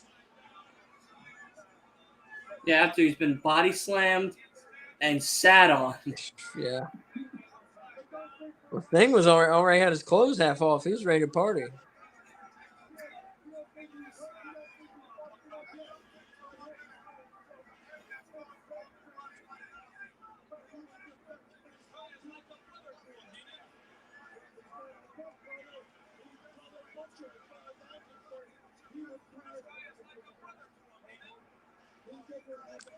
But yeah, so folks, so we are going to do another Halloween Havoc. I'm not sure when, sometime soon. I'm not sure what Halloween Havoc it will be, but look for an announcement soon on Twitter, on our Twitter, No Bones Wrestling. Also on our podcast, No Bones About Wrestling. On our podcast, No Bones About Wrestling, we'll advertise it. Dylan on Last Weekend Wrestling, I'm sure will be nice enough to let us advertise again. Always, always. And we won't go just yet because Stinger's still helping Hogan. But yeah, thank you for joining us, and I hope you enjoyed it. And, what's your bone rating for this? my bone show? rating Yeah. for the show. I should have done it by the match. I didn't even think about it. We'll do that next Can time. you believe? Can you believe it? My bone rating for this show. I give it 3.5 bones out of 5. Mostly enjoyable. Couple bad matches. Kevin Sullivan versus Dave Sullivan sucked. The tag title match wasn't very good. It was pretty boring. Otherwise, it was a pretty fun show, I think. And the main event was fun as fuck. It was wild. Yeah. The best match? What do you think? Main event. Either the main event or Dustin versus Arn was good, or the Nasty Boys tag match was good. Dustin match was probably my favorite. The which one? Dustin Rhodes. Yeah, that was a good match. I think that was my favorite one. Outfit of the night goes to Johnny B. Bad. Johnny B. Bad. Yeah. Oh yeah, no, Johnny B. Bad was good. Costume rating for the show, 1 bone. Yeah, the 1 costumes. costume. What's up with that? Yeah, the overall Halloween presentation, I was a little let down. Now, they have some Halloween graphics, and we did see Jerry Sags' fat ass sit on a jack-o'-lantern, so that was cool. But there are others with more Halloween put into it, and so we're going to watch some of those as we go through this Halloween season. Yeah, I would give the Halloween feel like 2.5 bones. Yeah, Just because of the entrance and we got Johnny B. Bad's outfit and, Yeah. and the pumpkin. yeah. Look at Bobby the Brain. He's disheveled. Devastated. Soul is crushed. If he could, he'd take that neck brace off and fight. So, Dylan, what do you have to say about Halloween Havoc '94? I thought the whole entire show was great. I think you guys did a great job, honestly. Well, you were one of us. You're patting yourself on the back there. I'm a guest. That's all I am. I am a guest. But no, you guys did a great job. I'm very happy to be a part of this. I hope I get to come back on another time. But all in all, I think I give it a 4. Honestly, it's like my first Halloween Havoc to watch. I would give this one a 4. I think this is definitely one I would want to go back to again, unless the other ones are better, which I'm assuming they are. So, especially the Macho Man one looks really good, and I see this one here with Lex Luger and Randy Savage. That one looks very good. The heavyweight title match. Well, first we gotta figure out how many we're gonna do, and then I'll figure out which ones we're gonna do. You know what I'm saying? Yeah. No, I know. I'm just excited to be a part of it. But no, I mean, I would say overall the show was a 4. The worst match of the night had to be the Sullivan Brothers. Yeah. I mean, hands down. Yeah. I almost would give that tag team match another 5 minutes if I didn't have to watch the Sullivan Brothers fight each other. Yeah. Honestly. Stone Cold match was really great to see Stunning Steve. Mm-hmm. My match of the night, Dustin Rhodes, Arn Anderson was really good. Great technical wrestling. I really liked that one. Most entertaining, though, had to be Hulk Hogan and Ric Flair. Yeah, I gotta give the Hogan and Flair. Yeah, they were great. But yeah, like to Kay's point, said that it was only one good costume by Johnny B. Bad. You know, the only one that took this gimmick seriously and everything. So, I mean, this was fun. This was a lot of fun. I'm very happy to be a part of this. In one Halloween Havoc, there's a 5-on-5 match that isn't over until you put a member of the opposing team in an electric chair and pull the switch. Yes. Let's watch that one next. So that's the only good part one of the only good parts of that one, though, unfortunately. But if we'll figure out some way to watch that. Okay, I'm down. But yeah, no. Again, thank you guys for having me. I know we'll be seeing each other shortly for Collision. We will. Yeah, we don't go nowhere because we're gonna be right back here again. Yeah. But no, again, this was a lot of fun. But no, 4 out of 5 for me, for sure. Very cool. All right, everybody. Thanks for watching. Last Week in Wrestling at 8 o'clock or 7:45. Literally in 20 minutes. 7:45. Yeah. We're going on. Yeah. We're gonna be doing what are they called? AEW Collision. Yep. Watch along. So So definitely go to the tune bathroom, in. grab some food, get a drink. Yep. And then- Yeah. Go to the bathroom. It's over Exactly. there. Get some food, grab a drink because we got a lot more wrestling to watch. So, But thank you very much for joining us. I hope you had a great time. We had a great time hosting you, and happy early Halloween. Look for wherever you found out about this one. Look for news about the others because there will be more. Yeah. Bye. awesome.